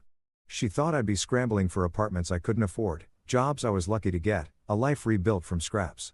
She had no idea I was sitting in a penthouse worth 10 times what hers was. with access to resources that made her family's wealth look like a rounding error, with lawyers in London waiting to brief me on my dynasty-level fortune. She'd played her hand completely. Now it was my turn to play mine. But not yet. Not until London. Not until I understood the full scope of what I had, what I could do, who I was becoming. Let her celebrate with Marcus. Let her think she'd gotten away clean. Let her sign the divorce papers and move on with her exciting new life. The truth would find her eventually. And when it did, I'd make sure every word of her non-disparagement clause was worth its weight in gold, because I wouldn't need to say anything at all. The truth would speak for itself. Tuesday morning, 5:15 a.m. I stood at the floor-to-ceiling windows of the Tribeca penthouse, watching the city wake up in shades of gray and gold. Across the river, the lights of Jersey City flickered like distant stars. Below, early joggers traced paths along the waterfront, their breath visible in the October cold. I'd barely slept, had spent most of the night sitting on the couch my mother had chosen, reading through the documents Whitmore and Associates had sent. Property portfolios, investment summaries, corporate board information, legal structures so complex they required glossaries to understand. My phone showed 5:17 a.m. the car would arrive in 13 minutes. I'd packed differently this time, not the old duffel bag. That felt wrong somehow, like clinging to a version of myself that no longer existed. Instead, I'd found luggage in the apartment storage closet, expensive leather pieces monogrammed with my initials and subtle stitching. My mother had thought of everything, including the baggage I'd need when I finally stepped into the life she'd been preparing for me. The irony wasn't lost on me. My phone buzzed. A text from an unknown number. "Car's downstairs, Mr. Chen, take your time." I took one last look around the apartment at the bookshelves and the comfortable furniture and the photo of my parents laughing in front of a restaurant at the space that had been waiting for me for 6 years, maintained and prepared and kept ready for the moment I'd need it. "Thank you, Mom," I whispered to the empty room. Then I grabbed my bag and left. The car was exactly what I'd requested. Discreet, a black sedan, unmarked, the kind that could have been an Uber or a private car or anything else. No ostentatious display. No screaming wealth. The driver was a woman in her 50s. Professional but not stiff. "Good morning, Mr. Chen. I'm Caroline. I'll be taking you to JFK, thank you, Caroline." She took my bag, loaded it efficiently, and within minutes, we were moving through the empty streets of pre-dawn men. The city looked different at this hour. Quieter, more honest, stripped of the performance it wore during daylight hours. "First time flying first class?" Caroline asked after a while. "Is it that obvious?" She smiled. "In the rearview mirror on you. Keep checking your ticket on your phone. People who fly first regularly don't do that. They know it'll be there." I laughed, embarrassed. "Yeah, first time. It's nice. You'll enjoy it. British Airways does it right. Lie flat seats, actual food, people who leave you alone if you want to be left alone." That last part sounds perfect. We drove in comfortable silence for a while. The sunrise was beginning now, painting the sky in colors that made the city look almost beautiful, almost forgivable. My phone buzzed. "Elena's lawyer. Mrs. Whitmore has signed the divorce papers. Please review and return your signature by end of week to expedite the process." She'd signed already. We'd been married 7 years and she'd signed away the whole thing in less than 72 hours. I should have felt something. Pain, anger, loss. Instead, I just felt tired. Tired of being the person she'd wanted me to be. Tired of performing gratitude for being allowed into her world. Tired of making myself smaller so she could feel bigger. I didn't respond to the message. "Let them wait." "Bad news?" Carolyn asked, watching me in the mirror. "Just the end of something that it should have ended a long time ago." She nodded, understanding in a way that suggested she'd been there herself. "Those are always the hardest endings. Not because you're losing something good, but because you're mourning all the time you wasted trying to make something work that was broken from the start." "Yeah, exactly that. Well, wherever you're going, I hope it's better than where you've been." London, a city I'd visited once where I'd felt like a tourist in my wife's world, gawking at buildings and history while she'd glided through it all with the ease of someone who belonged.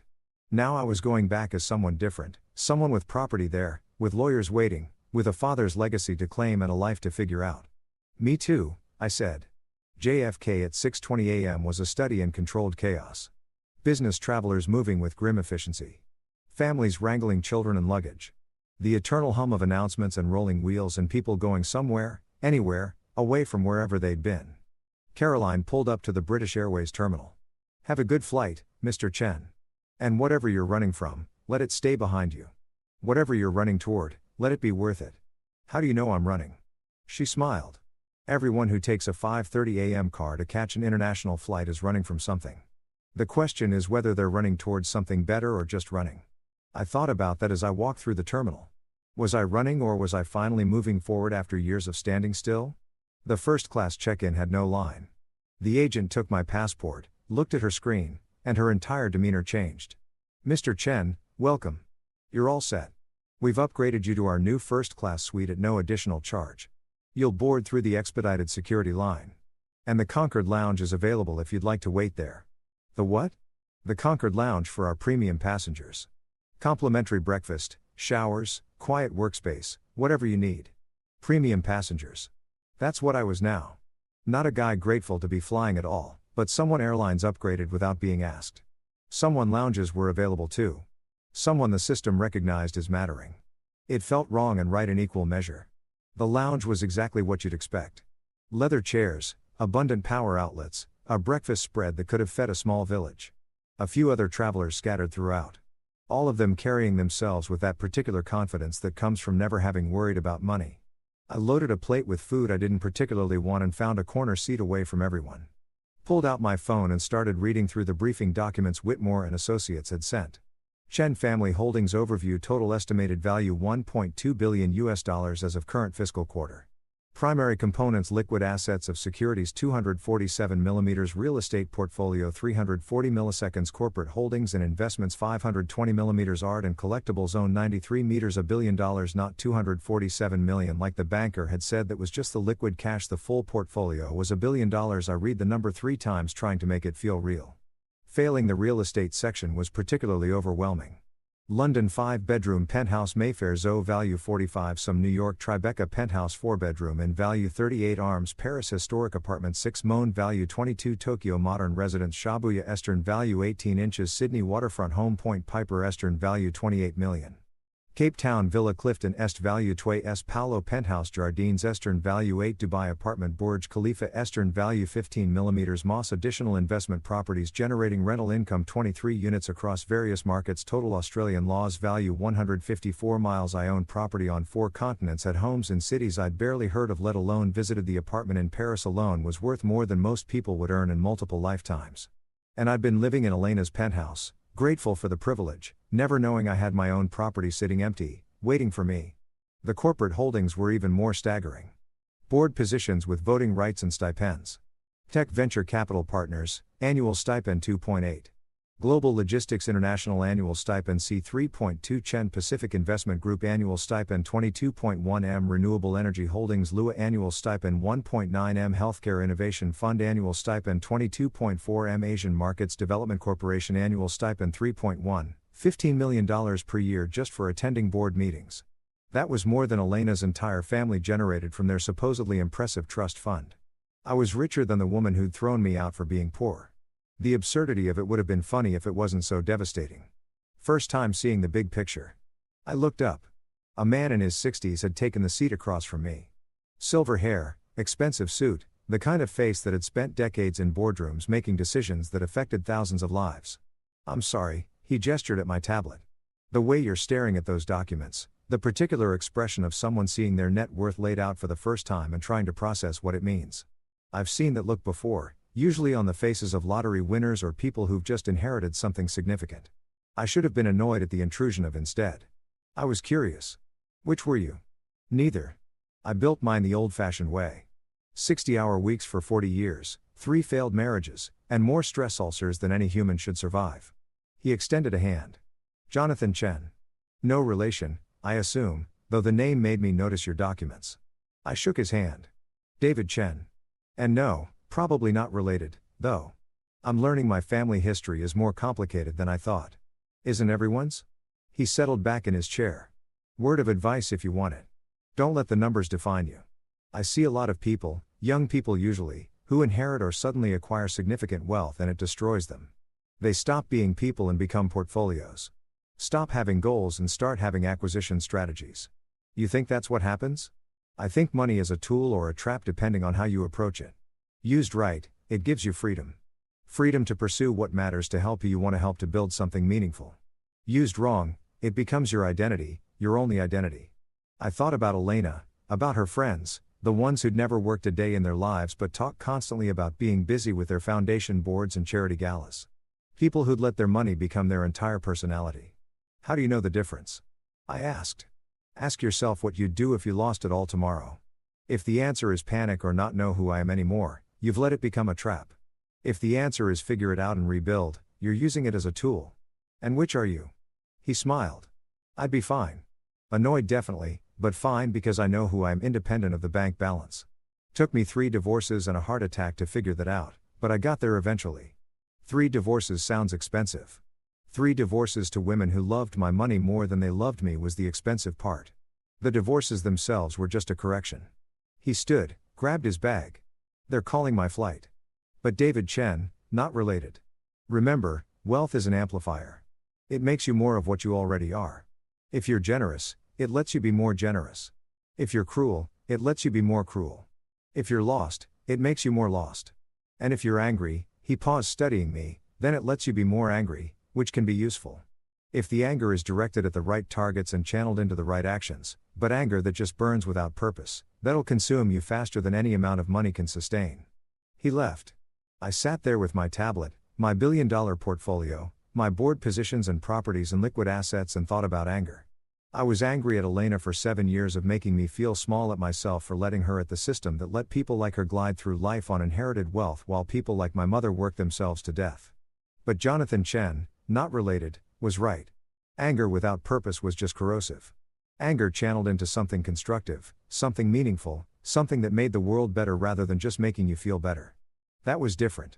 My mother had given me a fortune. What I did with it, whether I used it as a tool or let it become a trap, was up to me. The flight was called. I boarded through a separate entrance away from the crowds into a cabin that bore no resemblance to any airplane I'd ever been on. The first-class suites were private pods with doors that closed, seats that transformed into fully flat beds, personal wardrobes for hanging clothes. The flight attendant, Emma, her name tag read, greeted me with a warmth that seemed genuine rather than performed. Mr. Chen, welcome aboard. Can I get you started with a drink? Champagne perhaps, or we have an excellent selection of wines. Just water, thank you, of course, and for breakfast we'll be serving shortly after takeoff. The menu is in your suite, but I'm happy to walk you through the options. She left me alone to settle in. The suite had more space than some New York studio apartments. A TV screen, a tablet loaded with entertainment, a amenity kit from some designer brand I didn't recognize, pajamas and slippers in case I wanted to change. This was how the other half lived. The half Elena had always belonged to and I'd been granted temporary access to through marriage. Except now I didn't need her permission. Didn't need her family's acceptance. Didn't need to perform gratitude for being allowed into spaces I could now access on my own merit or at least on my own money, which apparently was the only merit that mattered at this altitude. The plane filled slowly.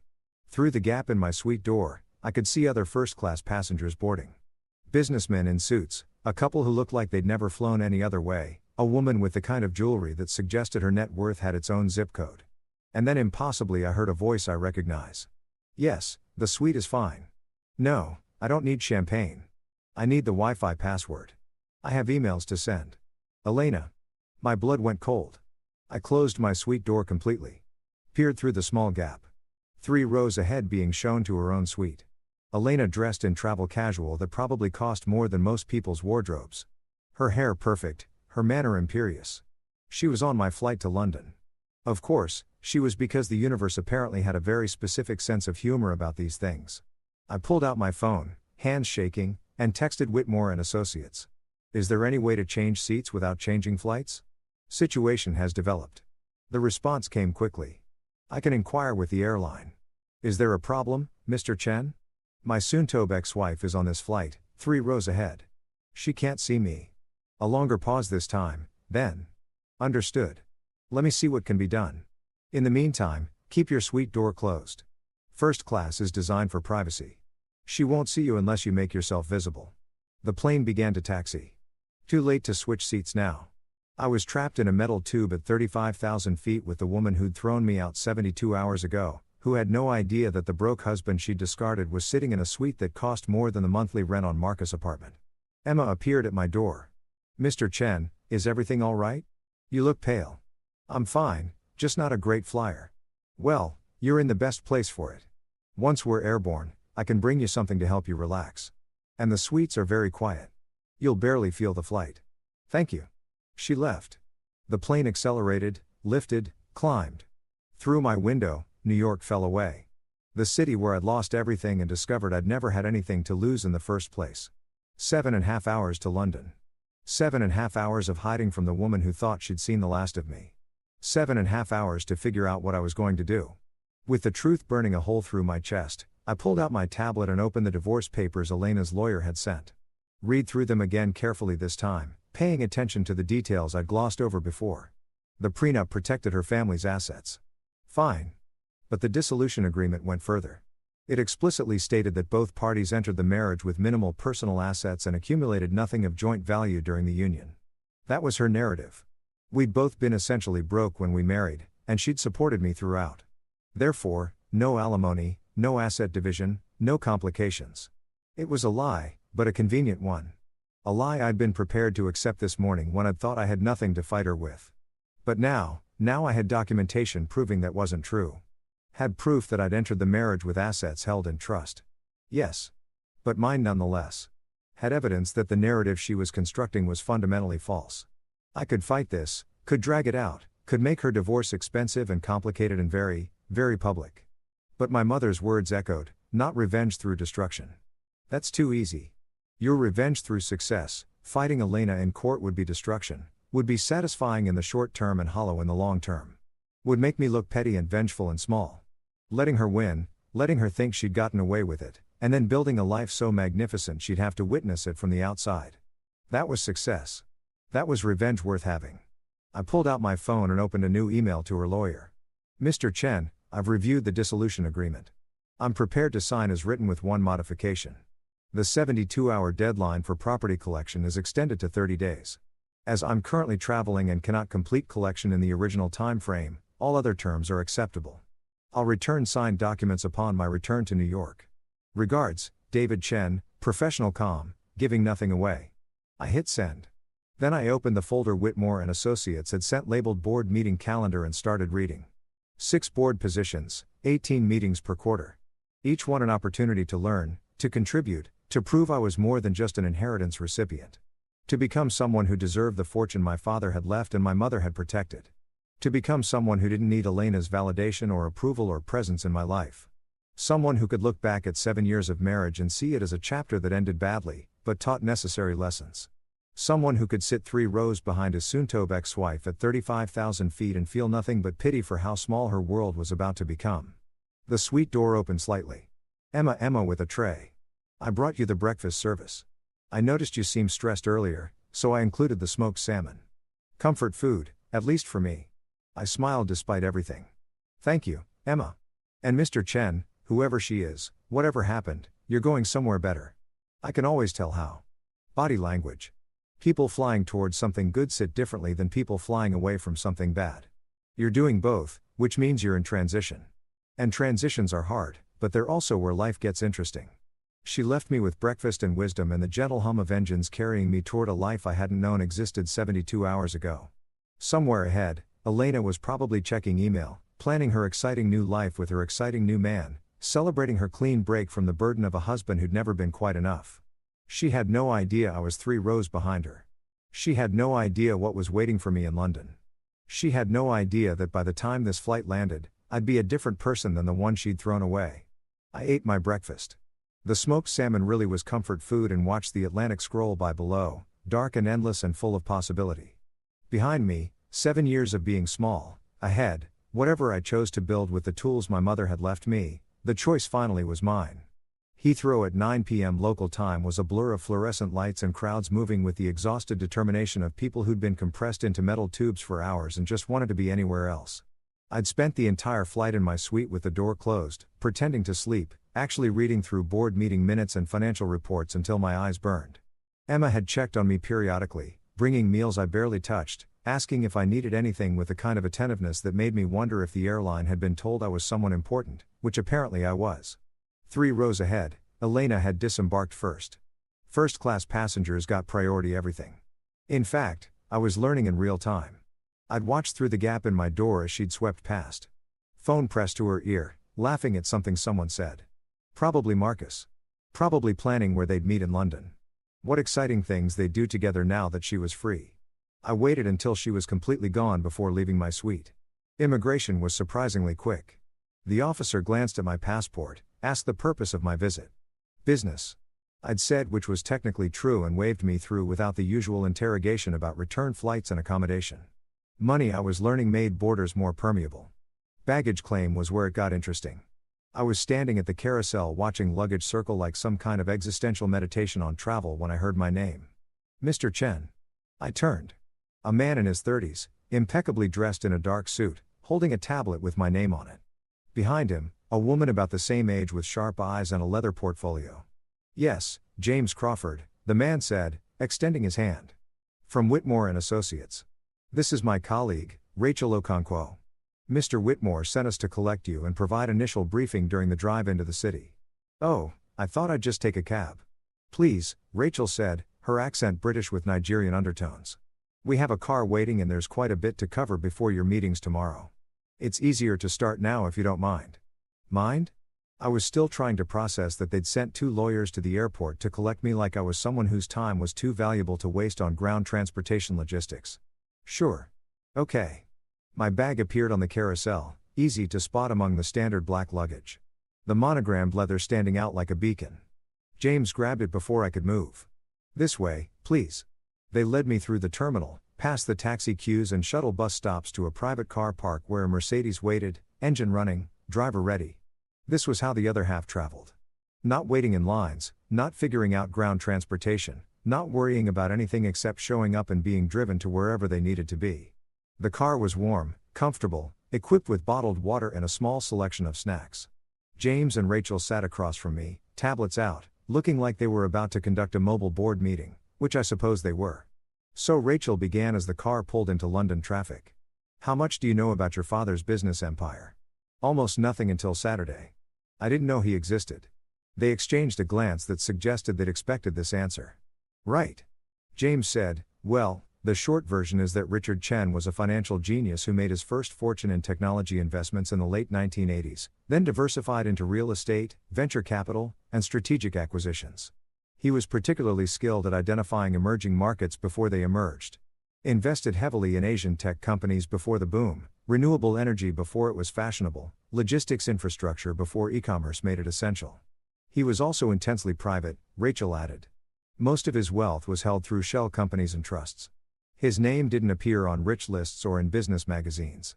People in certain circles knew of him, respected him, but the general public had no idea he existed. Like my mother had wanted for me. Your mother's instructions were very specific, James continued. You were to inherit everything, but only when you accessed the account she'd given you. Until then, the assets were to be managed conservatively, grown steadily, and kept completely separate from your life. Why? I mean, I understand she wanted me to have a normal childhood, but why keep it secret even after I was an adult? Rachel leaned forward because she wanted to make sure you developed your own identity first. Wanted you to build relationships based on who you are, not what you have. Wanted you to understand the value of work, of struggle, of building something from nothing. She wanted you to be strong enough to handle wealth without letting it define you, James said. And she was willing to gamble your entire inheritance on that belief. If you'd never used the card, never needed the money, it would have gone to charity. She was that committed to the idea that you shouldn't have access to wealth until you were ready for it. The car moved through London streets that looked vaguely familiar from my one previous visit, except then I'd been seeing the city through Elena's filter. The tourist spots she deemed worthy, the restaurants her mother recommended, the shopping districts where she could find things you can't get in New York. Now I was seeing it as someone who apparently owned property here, who had business here, who belonged in whatever complicated way inherited wealth conferred belonging. So what happens now? I asked. Rachel opened her portfolio. Tomorrow morning, 9 a.m. you'll meet with Mr. Whitmore and the senior partners. They'll walk you through the complete portfolio, every asset, every investment, every property. You'll sign documents transferring legal authority from the trust to you personally. You'll be briefed on your board positions and what they entail. And then you decide what kind of heir you want to be. James said, some people who inherit wealth become caretakers. They maintain what they've been given but don't really engage with it. Others become stewards. They actively manage, grow, shape the portfolio. And some become visionaries. They take the foundation they have inherited and build something entirely new. Which was my father. Visionary. Momoa. Rachel said without hesitation. He didn't just maintain wealth, he created it. Saw opportunities others missed. Took calculated risks that paid off spectacularly. And my mother, they both smiled. Your mother was the moral compass, James said. Richard would come up with brilliant financial strategies. And Margaret would ask if they were ethical, if they helped people or just extracted value, if they built something meaningful or just accumulated more zeros. She kept him honest, Rachel added. Made him think about legacy beyond just money. Several of his most successful ventures, the renewable energy investments, the healthcare innovation fund, the educational infrastructure projects in developing countries.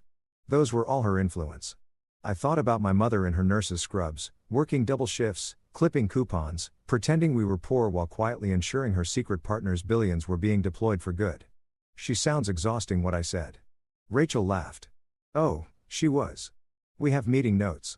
She'd call Mr. Whitmore monthly to check on the portfolio, question investment decisions, demand detailed explanations of the social impact of every major position. She drove him crazy. He absolutely adored her. The car pulled up to a hotel I recognized from Elena's pointed comment years ago. The Conant. All understated elegance and old money confidence. The kind of place that didn't need to advertise because the people who belong there already knew about it. We've arranged a suite for you, James said as the driver opened my door. Mr. Whitmore thought you might need a few days to adjust, so there's no specific departure date. Stay as long as you need.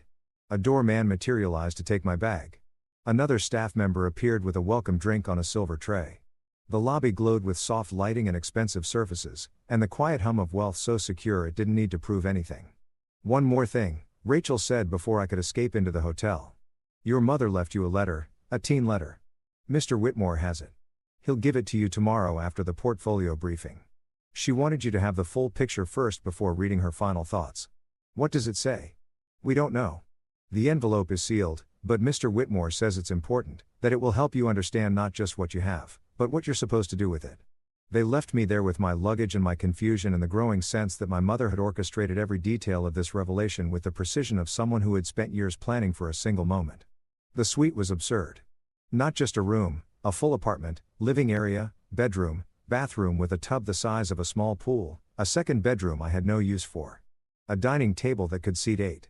The decor was tasteful without being stuffy, comfortable without being casual, expensive in ways that whispered rather than shouted.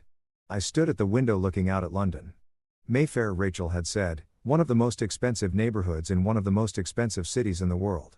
And tried to reconcile this with the version of myself that had woken up Saturday morning in Elena's penthouse, thinking $700 was all I had.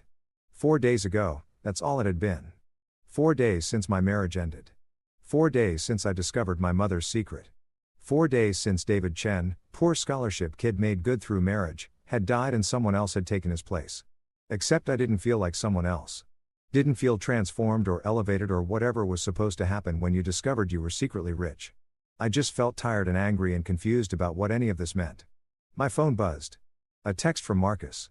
Hey man, how's the consulting gig going? You settling in okay? Right. My fictional job interview, my fictional trial project, my fictional life that was easier to maintain than explaining the truth. It's good. I typed back. Lot to learn. Might be here longer than I thought. That's great. They must really like you. Where are you staying? I looked around the suite. At the fresh flowers and crystal vases. At the mini bar stocked with top-shelf everything. At the toiletries that probably cost more than Marcus spent on groceries in a week. Corporate housing. I lied. Nothing fancy, but it works. Another buzz. Different number. Elena's lawyer. Mrs. Whitmore has agreed to the 30-day extension for property collection. Please note that uncollected items after that deadline will be donated as specified in the original agreement. So Elena had signed off on giving me more time. Probably relieved actually 30 more days before she had to think about me again. Before my existence intruded on her exciting new life with her exciting new man. 30 days seemed like both forever and not enough time at all. I ordered room service, not because I was hungry, but because I wanted to see what 85 Club sandwich tasted like. Turned out it tasted like regular club sandwich, but with more guilt and garnish. Then I tried to sleep. Couldn't. Instead, I lay in a bed that cost more per night than I used to make in a week, staring at the ceiling, thinking about my mother working double shifts while managing $1 billion portfolio. About my father, the man I'd never meet, who'd built an empire and given it all to a son he'd never know. About Elena, Probably in London somewhere, too. Celebrating her freedom with Marcus while wearing jewelry that represented a rounding error compared to what I now owned. About revenge that looked like success and success that felt like loneliness and loneliness that money couldn't solve no matter how many zeros you added to the account. Morning came with rain. Of course it did. Because London apparently had the same weather philosophy as my life, perpetually grey and vaguely depressing. I dressed carefully, not in the suits Elena had bought me. Those were still in her penthouse, waiting to be collected or donated. Instead, I wore what I brought from the Tribeca apartment. Simple, well-made, the kind of clothes that didn't scream wealth, but didn't apologize for existing either. The car arrived at 8:30 a.m. Same driver, different lawyers. These ones older, more senior, carrying themselves with the weight of people who'd spent decades managing other people's money. Mr. Chen, the woman said as I slid into the car. I'm Catherine Mills, senior partner. This is Robert Tang. We'll be accompanying you to this morning's meeting. Is all this really necessary? The car, the escorts, the performance? Robert finished smiling slightly. Yes, actually you're about to take control of $1 billion portfolio, Mr. Chen. There are protocols, procedures, ways things are done. Part of our job is making sure you understand the world you're entering. And part of it is making sure that world takes you seriously. Catherine added, you're young, unknown, coming out of nowhere to claim a fortune most people don't know existed. There will be skepticism, questions about your legitimacy, your competence, your right to control what your father built. The performative aspects, the cars, the lawyers, the careful orchestration, all of that sends a message that you're not to be taken lightly. But I don't know what I'm doing, I said. Neither did your father when he started, Robert said. Neither does anyone really.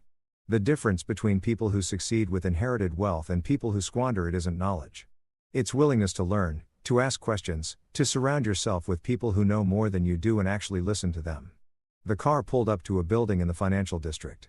Old stone facade, brass plaques, the kind of place that had been managing wealth since before wealth management had a name. Whitmore and Associates occupied the top 3 floors. We rode the elevator in silence. The doors opened to a reception area that looked like a museum, antique furniture, oil paintings and gilt frames, a Persian rug that probably cost more than most cars. And standing in the center of it all, a man in his late 70s with white hair and piercing blue eyes, Alexander Whitmore. Mr. Chen, he said, walking forward with his hand extended. Finally, I've been waiting 6 years to meet you. His grip was firm, his gaze assessing. Up close, I could see the decades in his face, the lines earned through complicated negotiations and difficult choices, the weariness of someone who'd seen too much of how money warped people. Mr. Whitmore, please, Alexander, your father was Richard to me, not Mr. Chen, and your mother was Margaret, who terrified me on a regular basis with her ethical interrogations. I'm not going to stand on formality with their son. He led me through the offices, people working quietly at desks, conference rooms where serious conversations happened behind frosted glass, walls lined with law books, and financial texts. Finally, a corner office with windows overlooking the city. A conference table already set up with documents, binders, pallets, everything organized with military precision. Sit, Alexander said, gesturing to the head of the table. This is going to take hours, so get comfortable. Catherine, Robert, you know what to do. They began pulling out documents, explaining structures, walking me through the labyrinth of my inheritance. And for the next 4 hours, I learned exactly what my mother had been hiding. The full portfolio was overwhelming in ways I hadn't anticipated. It wasn't just the properties or the investments or the board positions. It was the complexity, the layers of trusts and holding companies, the international tax structures, the investment vehicles I'd never heard of, the passive income streams from businesses I didn't know I owned parts of. Your father was playing three-dimensional chess, Catherine explained, showing me flowcharts that looked like conspiracy theory mind maps. Every decision created options for future decisions. Every investment opened doors to other investments. He thought in decades, not quarters. And your mother made sure none of it was evil, Robert added with a slight smile. Every position was vetted for social impact. Every company had to meet ethical standards. She rejected several extremely profitable opportunities because they failed her moral calculus. Like what? I asked. Private prisons, Alexander said, predatory lending, fossil fuel extraction in protected areas, tobacco, obviously weapons manufacturing for authoritarian regimes. Your father wanted to invest in all of them purely from a returns perspective. They were excellent opportunities. Your mother said absolutely not. And she won every argument. I thought about that, about my mother, nurse, And moral compass vetoing billion-dollar opportunities because they made money the wrong way. So, what do I own? I asked. Catherine flipped to a summary document. Clean energy companies, healthcare innovation firms, educational technology, affordable housing development, logistics and infrastructure that enables commerce but doesn't exploit labor. Technology companies with ethical data practices, agricultural investments focused on sustainable practices. She essentially forced your father to become an impact investor before impact investing had a name, Robert said. And here's the beautiful part. It worked. The portfolio performs exceptionally well precisely because it invests in things that solve problems rather than exploit them. Turns out ethical business is good business. So what's the catch? I asked. Alexander laughed. Smart. Yes, there's a catch. Several, actually. He pulled out another document. This one labeled obligations and expectations. First, the board positions. You can't just collect the stipends and ignore the responsibilities. These companies need actual oversight, actual governance. You'll need to attend meetings, read briefings, understand the industries, vote on major decisions. It's work, not free money. Okay. Second, the properties. Several are generating rental income, but they require active management, maintenance decisions, tenant relations, strategic choices about when to hold versus when to sell. You'll need property managers, but you're ultimately responsible. Okay. Third, and most importantly, the legacy. Your father built this empire with your mother's ethical guidance. That guidance is now your responsibility. Every investment decision, every board vote, every strategic choice, you're the moral compass now, and people will be watching to see if you maintain the standards she set. He paused, studying me. No pressure, obviously, I laughed, slightly hysterical. Right, no pressure. Just become the person my mother spent my entire childhood preparing me to be while also learning how to manage $1 billion and sit on corporate boards and maintain properties on 4 continents and somehow not become the kind of person who lets money define them. Easy. Actually, Alexander said quietly, I think you'll be fine. Why? Because you're terrified. People who inherit wealth and immediately think they know what they're doing. Those are the ones who crash and burn. People who inherit wealth and are appropriately terrified, those are the ones who ask questions, listen to advisors, make careful decisions. Fear is healthy. It keeps you humble. Catherine slid one more document across the table. There's also this. I looked down. It was a sealed envelope. My name written on the front in my mother's handwriting. Alexander stood. We'll give you some privacy. Take your time. When you're ready, we'll be outside. They filed out, closing the door behind them. I sat alone in that conference room, surrounded by documents explaining my billion-dollar inheritance, holding the last letter my mother would ever write me. Outside the windows, London continued its daily business. People rushing to meetings, making deals, building careers, living lives that intersected with money but weren't defined by it. I took a breath and opened my mother's final message. My darling David, if you're reading this, you've made it to London. You've seen the portfolio. You've met Alexander and his team. You've started to understand what your father built and what I protected. And you're probably terrified. Good. The handwriting was shakier than in the first letter. She must have written this even closer to the end when the cancer had stolen more of her strength. I had to squint to read some words. Had to guess at others where her hand had trembled too much to form letters properly. I need to tell you something I couldn't say in the first letter. Something about your father that changes everything. Richard didn't just give you money, David. He gave you a choice. When he knew he was dying, heart disease, same thing that killed his father, he rewrote his entire estate plan. His legitimate children, the ones from his marriage, they got the company, the public legacy, the Chen name in the business world, everything their mother expected them to inherit. But you got something different.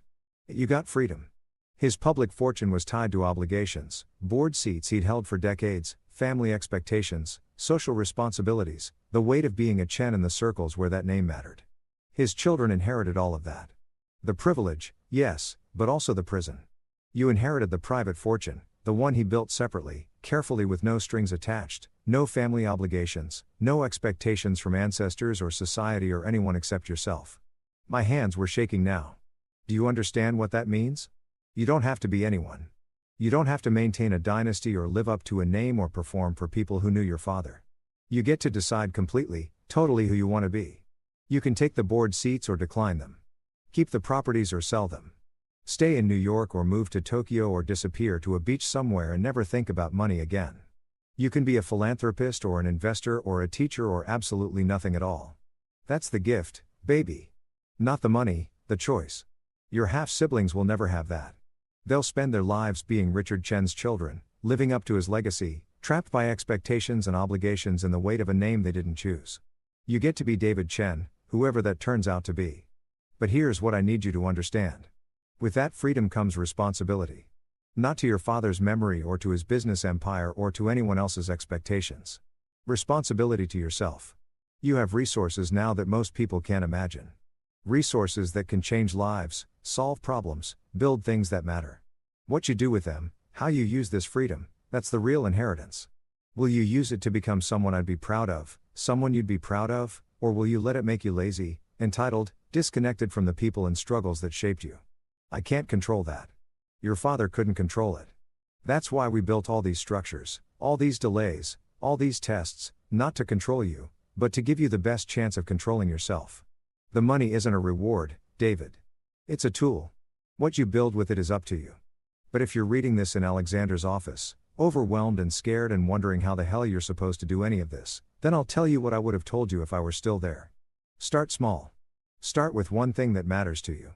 One problem you want to solve, one person you want to help, one corner of the world you want to make slightly less terrible, and then do just that. Let everything else wait. You don't have to change the world tomorrow, baby. You just have to show up today and try to be decent with the resources you've been given. The rest will figure itself out. The letter continued, but my vision was blurring too much to read clearly. I blinked hard, trying to clear my eyes, trying to hold it together in this conference room where lawyers who'd known my mother were probably listening outside the door. I'm sorry I won't be there to see who you become. I'm sorry I had to lie to you for so long. I'm sorry for every hard moment, the struggle, every time you went without something because I was pretending we couldn't afford it when we absolutely could. But I'm not sorry for raising you the way I did. I'm not sorry for making you work for things, fight for things, understand that nothing worth having comes easy. Because now, when you have everything, you'll know what nothing feels like. And that knowledge, that memory of struggle, that's worth more than any amount of money I could have given you. You're going to be fine, David. Better than fine. You're going to be exactly who you're supposed to be. I love you. I've always loved you. I'll love you forever. Now go build something beautiful with the mess I've left you. Mom and P.S. Alexander has something else for you. A key. Ask him about the safety deposit box in the vault downstairs. Your father wanted you to have what's inside, but he wanted you to decide when you were ready to see it. Don't rush. Some truths can wait until you're strong enough to carry them. I set the letter down carefully like it might disintegrate if I handled it too roughly. Outside the windows, London continued. Rain had started again, painting the glass and rivulets that distorted the city into something abstract and unreal. I thought about my half-siblings somewhere in the world carrying the burden of being Richard Chen's legitimate children, managing his company, living up to his public legacy, trapped by the weight of expectations I'd never have to bear. I thought about Elena who'd thrown me out because I wasn't enough, wasn't exciting enough, wasn't wealthy enough, wasn't whatever enough, never knowing that I was inheriting freedom itself, and I thought about my mother working herself to death to give me the gift of choice. The door opened quietly. Alexander stepped in, saw my face, and stopped. She had that effect on people, he said gently. Even from beyond the grave, Margaret Chen could make you feel simultaneously loved and terrified. She mentioned a safety deposit box. He nodded. I have the key. When you're ready, we'll go down together. But David, there's no rush. That box has been waiting 6 years. It can wait another day, another week, however long you need. What's in it? Letters from your father, photos, personal items. He wanted you to have things that will answer questions about who he was, why he made the choices he made, what he hoped you'd become. More tests? No, Alexander said. Just love. The complicated kind. The kind that comes with regrets and hopes and the knowledge that he'd never get to meet you. I looked down at my mother's letter, at her shaky handwriting and her fierce love and her absolute conviction that I'd be okay. Start small, she'd written one thing that matters. I knew what that one thing was. Alexander, I said, I need you to do something for me. Something that has nothing to do with the portfolio or the board seats or any of this. Of course, I need you to find out everything you can about my wife, Elena Whitmore. Her family's money, where it came from, how it's structured, what it's actually worth. He raised an eyebrow. May I ask why? Because she thinks she won, and I need to know exactly what she thinks she won before I decide what to do about it. Alexander smiled, small, knowing the expression of someone who'd seen this play before and knew how it ended. Your mother would approve, he said. She always said, the best revenge was understanding your opponent better than they understood themselves. This isn't revenge, isn't it? I thought about that. About Elena's casual cruelty, about 7 years of making me feel small, about being thrown out like trash while she celebrated with her someone. Maybe it is, I admitted. But the quiet kind, the kind that doesn't destroy, it just reveals. Those are the most satisfying ones. Alexander said, I'll have a full report by tomorrow morning. Everything. Finances, properties, family history, business dealings, scandals, secrets. If it exists, we'll find it. Thank you. He moved toward the door, then paused. David, your mother spent 6 years preparing for this moment, planning every detail, anticipating every contingency, making sure you'd be protected and prepared. But there's one thing she couldn't plan for. What's that? What kind of man you choose to be with all this power. That's on you now. Choose well. He left me alone with my mother's letter and the weight of $1 billion and the question that would define everything that came next. Who was I going to be? The hotel suite felt different when I returned that evening. Not physically, it was still absurdly luxurious, still decorated with the kind of tasteful excess that whispered old money. But something in me had shifted during those hours in Alexander's office, reading my mother's final words, understanding for the first time what she'd actually given me. Not just money, freedom. I stood at the window, watching London's lights flicker on as dusk settled over the city. Somewhere out there, Elena was probably having dinner with Marcus, laughing about how smoothly the divorce was proceeding, how grateful she was to be free of the husband who'd never quite measured up. She had no idea I was here. Had no idea I'd been 3 rows behind her on the flight. Had no idea that the broke, desperate man she'd discarded was standing in a suite that cost more per night than she'd given me to rebuild my entire life. My phone buzzed. A message from Alexander. Preliminary report attached. Full analysis by morning, but these are the highlights. Call me if you have questions. I open the attachment. Whitmore Family Financial Overview. Preliminary. Elena Margaret Whitmore. Age 34. Primary residence Manhattan, New York penthouse, Upper East Side. Estimated personal net worth $8.128 million. That was what Elena had. What her whole family had given her. The trust fund she'd lived off, the wealth that had made her feel entitled to judge everyone else's financial worth, $8 million. I owned property worth more than that, individual properties. The Paris apartment alone was worth almost 3 times her entire net worth. I kept reading Source of Wealth, family trust fund established by grandfather Harrison Whitmore, 8.2 mom, no significant personal income or business ventures. Trust generates approximately $320K annually in distributions. Primary residence purchased by family trust held in her name, family wealth combined. Father Robert Whitmore, 42M, real estate holdings primarily commercial. Mother Catherine Whitmore, 18 emos, inheritance from her family. Total family net worth $68 million. That was the entire Whitmore family fortune. The wealth that had made them feel superior, that had bought them into the right clubs in the right circles and the right zip codes. I had more than 10 times that. Just me, not my family, not a dynasty built over generations, just what my father had left and my mother had protected. The report continued, notable financial context. Family wealth has been relatively stagnant for 15 years. Several failed business ventures by Robert Whitmore resulted in significant losses. 2008-2012 family social standing exceeds their actual financial position. Significant annual expenses maintaining lifestyle estimated $450K plows. Strained trust distributions. Elena's personal spending frequently exceeds her trust distributions requiring family support. So the Whitters were struggling. Not poor, they'd never be poor, but stretched.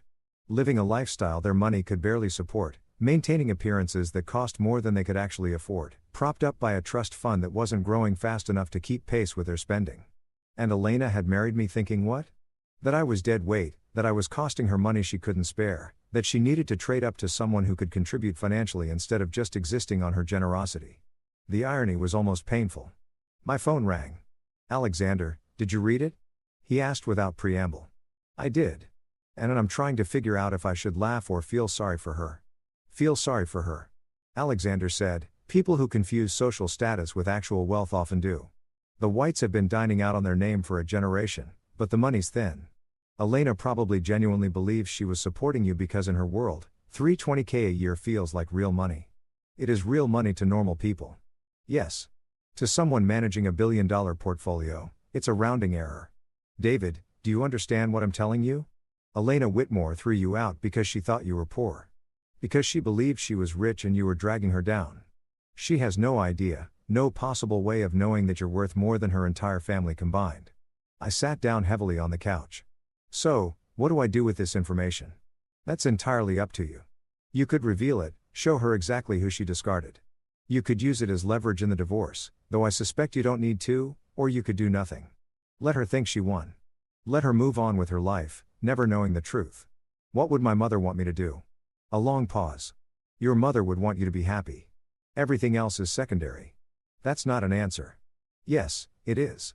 It's the only answer that matters. David, you're standing at a crossroads. One path is revenge. Public, satisfying, and the kind of thing that would make Elena understand exactly what she lost. The other path is moving forward, building the life you want without looking back at the people who didn't deserve to be part of it. And if I want both, he laughed. Then you're definitely your mother's son. She'd want both, too. The question is, can you have revenge without it consuming you? Can you let Elena see the truth without letting that truth define your next chapter? I thought about my mother's letter. Start small. One thing that matters. Making Elena suffer didn't matter. Not really. What mattered was building something with this freedom I'd been given. Something that would make the last 6 years of planning and protecting worth it. But letting her think she'd won. Letting her move through life believing she'd upgraded. Believing I was the mistake she'd successfully corrected that stuck in my throat like broken glass. There's something else in the report, Alexander said quietly. Page 3. You should read it. I scrolled down. Recent developments. Elena Whitmore has been in a relationship with Marcus Hendricks for approximately 8 months. Ricks, age 36, investment banker. Personal net worth 12 violin throwers. Relationship began while Elena was still married to David Chen. Evidence suggests financial motivation. Hendricks has been supporting several of Elena's expenses that exceeded her trust distributions. Hendricks recently proposed marriage last week. Wedding planned for spring 2026. The room tilted slightly. 8 months. She'd been cheating for 8 months. Had probably started planning the divorce the moment she'd secured Marcus as her replacement. Someone with more money, better prospects, willing to subsidize the lifestyle her trust fund couldn't quite support. I hadn't been dumped because I wasn't exciting enough. I'd been dumped because someone richer had come along. David, Alexander's voice came through the phone. Are you still there? She's engaged, I said flatly. To the man she was cheating with, the man who's worth slightly more than her. Just enough to solve her financial problems. Yes.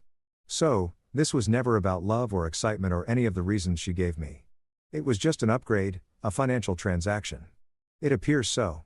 I thought about the letter she'd left on the pillow, about how she'd needed someone who excited her, who challenged her, who made her feel alive, about how I'd been too comfortable, too safe, too settled. All lies. Pretty lies designed to make the betrayal feel like something other than what it was. A cold calculation about who could better fund her lifestyle. Alexander, I said slowly. I'm going to need that full report as soon as possible. I thought you might. It'll be ready by morning. And one more thing. Can you find out where Elena's staying in London? What she's doing here? A pause. I can. But David, what are you planning? I don't know yet, I said honestly. But I think it's time Elena Whitmore met the real David Chen. Not the broke husband she discarded. Not the grateful recipient of her charity. The actual person I am now. And who is that? I looked around the suite at the life my mother had built for me in secret, at the freedom my father had died to give me. At the choice that was finally completely mine. I guess we're all about to find out. The full report arrived at 6 a.m. I'd been awake since 4 o'clock, unable to sleep. My mind churning through possibilities and scenarios and the strange arithmetic of revenge. How much was enough? How far was too far? Where was the line between justice and cruelty? Between revealing the truth and weaponizing it? My phone lit up with Alexander's message. Full analysis attached. Also, Elena is staying at Claridge's room 507. She has dinner reservations tonight at the Lead Berry 8 p.m. table for 2. Thought you might want to know. I opened the report. It was thorough, devastating really in its clinical dissection of Elena's life and choices. Whitmore Family Financial Analysis complete. The first section covered what I already knew. The trust fund, the stagnant wealth, the lifestyle that exceeded their means. But then it got interesting. Marcus Riss detailed profile background investment banker at Rothschild & Company, annual salary $850K base plus bonus. Average 1.2 meters total. Personal net worth 1,200 micrometers, primarily stock portfolio and real estate. Recently purchased engagement ring, 180K, finance not paid outright. So Marcus wasn't as wealthy as he appeared either, was carrying debt to maintain appearances just like the Whitmore. The engagement ring alone, financed instead of purchased, told me everything I needed to know about his actual liquidity. Relationship timeline: January 2025. First documented contact at charity gala. February 2020, regular dinner meetings. Elena's credit cards show 15 plus expensive restaurant charges. March 2020, first evidence of affair, hotel room charge to Elena's card. Full October 2020, escalating relationship while Elena remained married. October 15, 2025. Marcus proposed October 19, 225. Elena initiated divorce proceedings. She'd waited, had secured the proposal first, made sure Marcus was committed, then pulled the trigger on ending our marriage. Clinical, calculated, the kind of strategic thinking people applied to hostile takeovers, not relationships. Financial arrangements. Marcus has been supplementing Elena Mana's expenses since April 225. Estimated 8K a month in additional support, dinners, travel, shopping. Elena's trust distributions insufficient to maintain her lifestyle without supplementation. Marcus appears to believe Elena's family is wealthier than they actually are. That last line made me pause. Marcus thought he was marrying serious money. Thought the Whitmore name came with Whitmore wealth. Probably assumed Elena's trust fund was just the visible portion of a much larger fortune.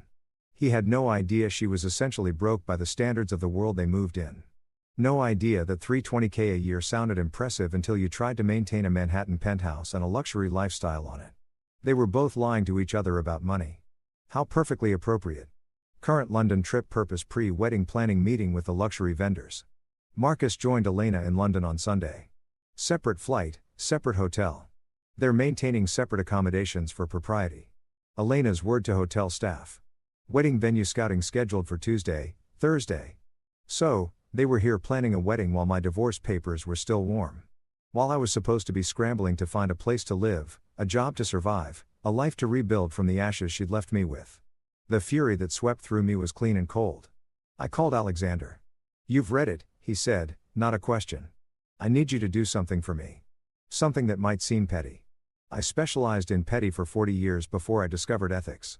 Try me. I want a reservation at the Lead tonight. Best table in the house. 8 o'clock. A long pause.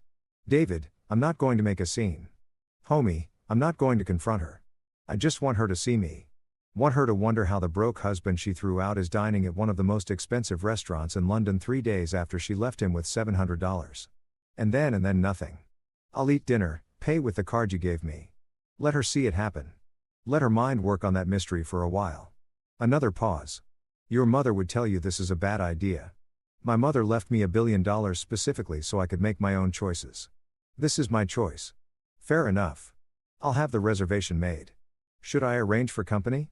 You'll look odd dining alone." He was right. Showing up solo would seem sad, desperate, like I was trying too hard. But bringing someone, "Can you join me?" I asked. As my lawyer, my advisor, whatever story we need, just someone who makes it look like I'm there for business, not revenge.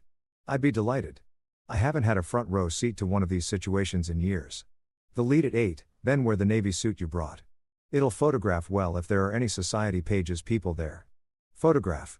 David, you're about to have dinner at one of London's finest restaurants while your ex-wife does the same thing with her affair partner. If anyone recognizes the situation, it will absolutely end up in someone's social media feed. Just be aware. I hadn't thought about that, about witnesses, about documentation, about the way the world loved watching rich people's drama play out. Maybe this is a bad idea, I said. It's a terrible idea, Alexander agreed cheerfully. But terrible ideas are often the most instructive. You want to see how revenge feels before you commit to it. This is a relatively harmless way to test those waters. Worst case, you have an excellent meal and Elena experiences mild confusion. Best case, you learn something about what you actually want from the situation. What do you think I want? I think you want her to know she made a mistake. To see that you're not who she thought you were. To feel even briefly, the regret of having underestimated you. He was right. That's exactly what I wanted. 8 o'clock, I confirmed. I'll be ready. The navy suit fit perfectly. My mother had apparently known my measurements years ago and had the foresight to stock the Tribeca apartment accordingly. It was understated but expensive, The kind of thing that didn't scream wealth, but quietly indicated it to people who knew how to look. I studied myself in the mirror. Same face as always. Same David Chen who'd woken up Saturday morning thinking he had $700 in a failed marriage. But something in my posture was different. Shoulders back, chin up. The body language of someone who belonged in expensive places, who didn't need to apologize for existing. Fake it until you make it. Except I wasn't faking anymore. I actually could afford this. Actually belonged in the world Elena had always treated as hers alone. Alexander picked me up at 7:30 in a car that was notably nicer than the one we'd used yesterday. Escalation? I asked as I slid in.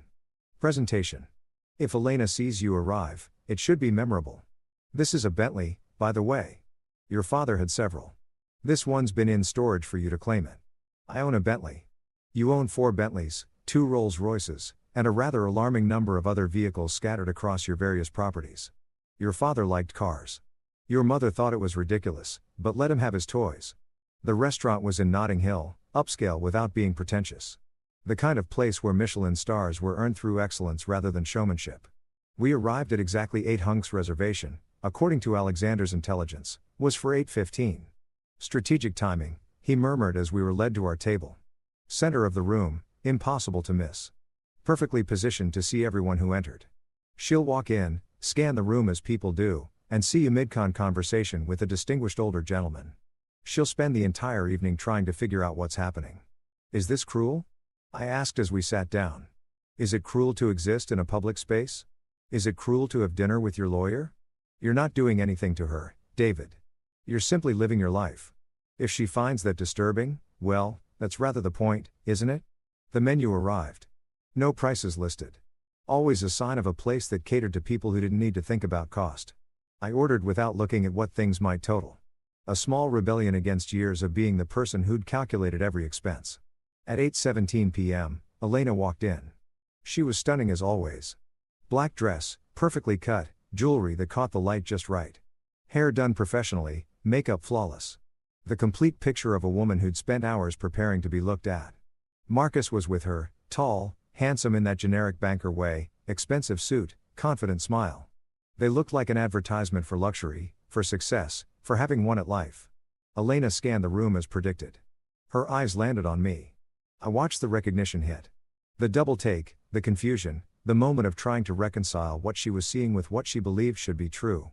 I was supposed to be in New York, broke, scrambling, not here in London, at the Ledbury, dressed in a suit that cost more than she'd left me, dining with a distinguished older man who radiated the kind of authority that came from decades of managing serious money.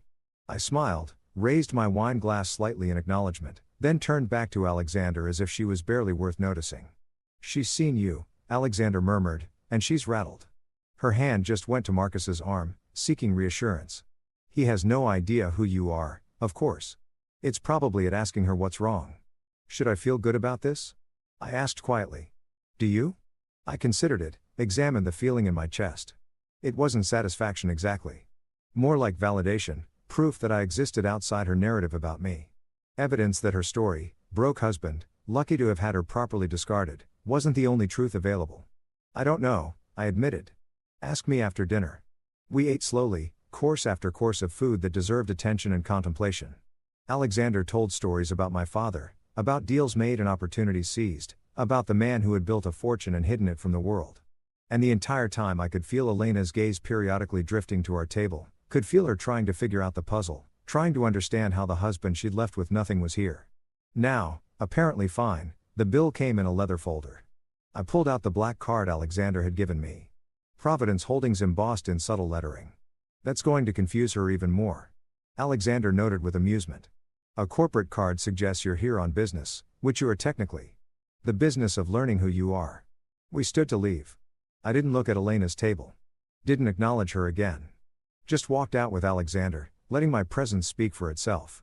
On the sidewalk, waiting for the car, I finally let myself breathe.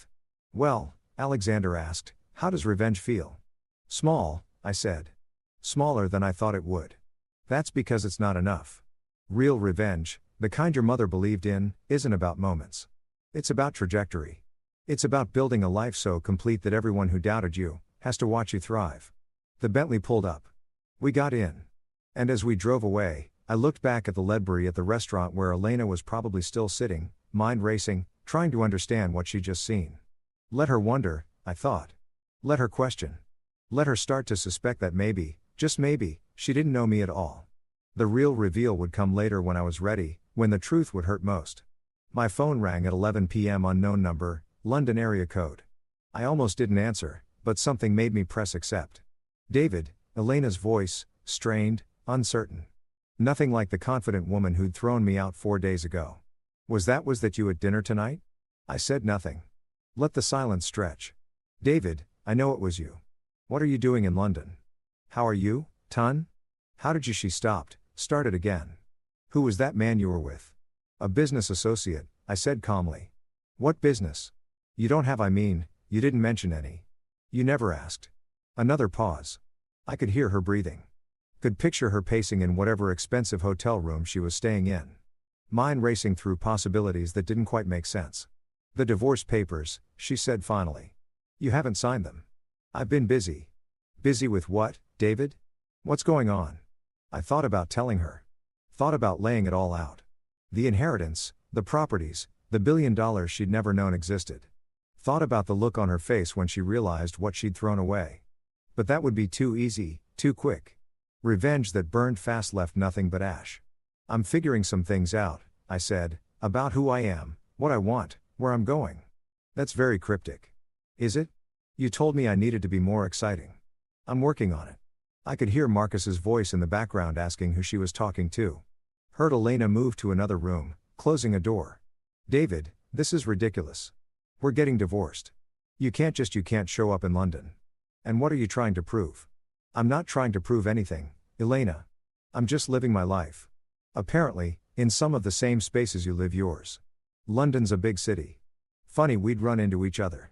That wasn't running into each other. That was you at the Ledbury at the same time as you. I had no idea you'd be there. How would I? I don't keep track of your schedule anymore. That privilege ended when you threw me out. The words landed hard. I heard her sharp intake of breath. I didn't throw you out.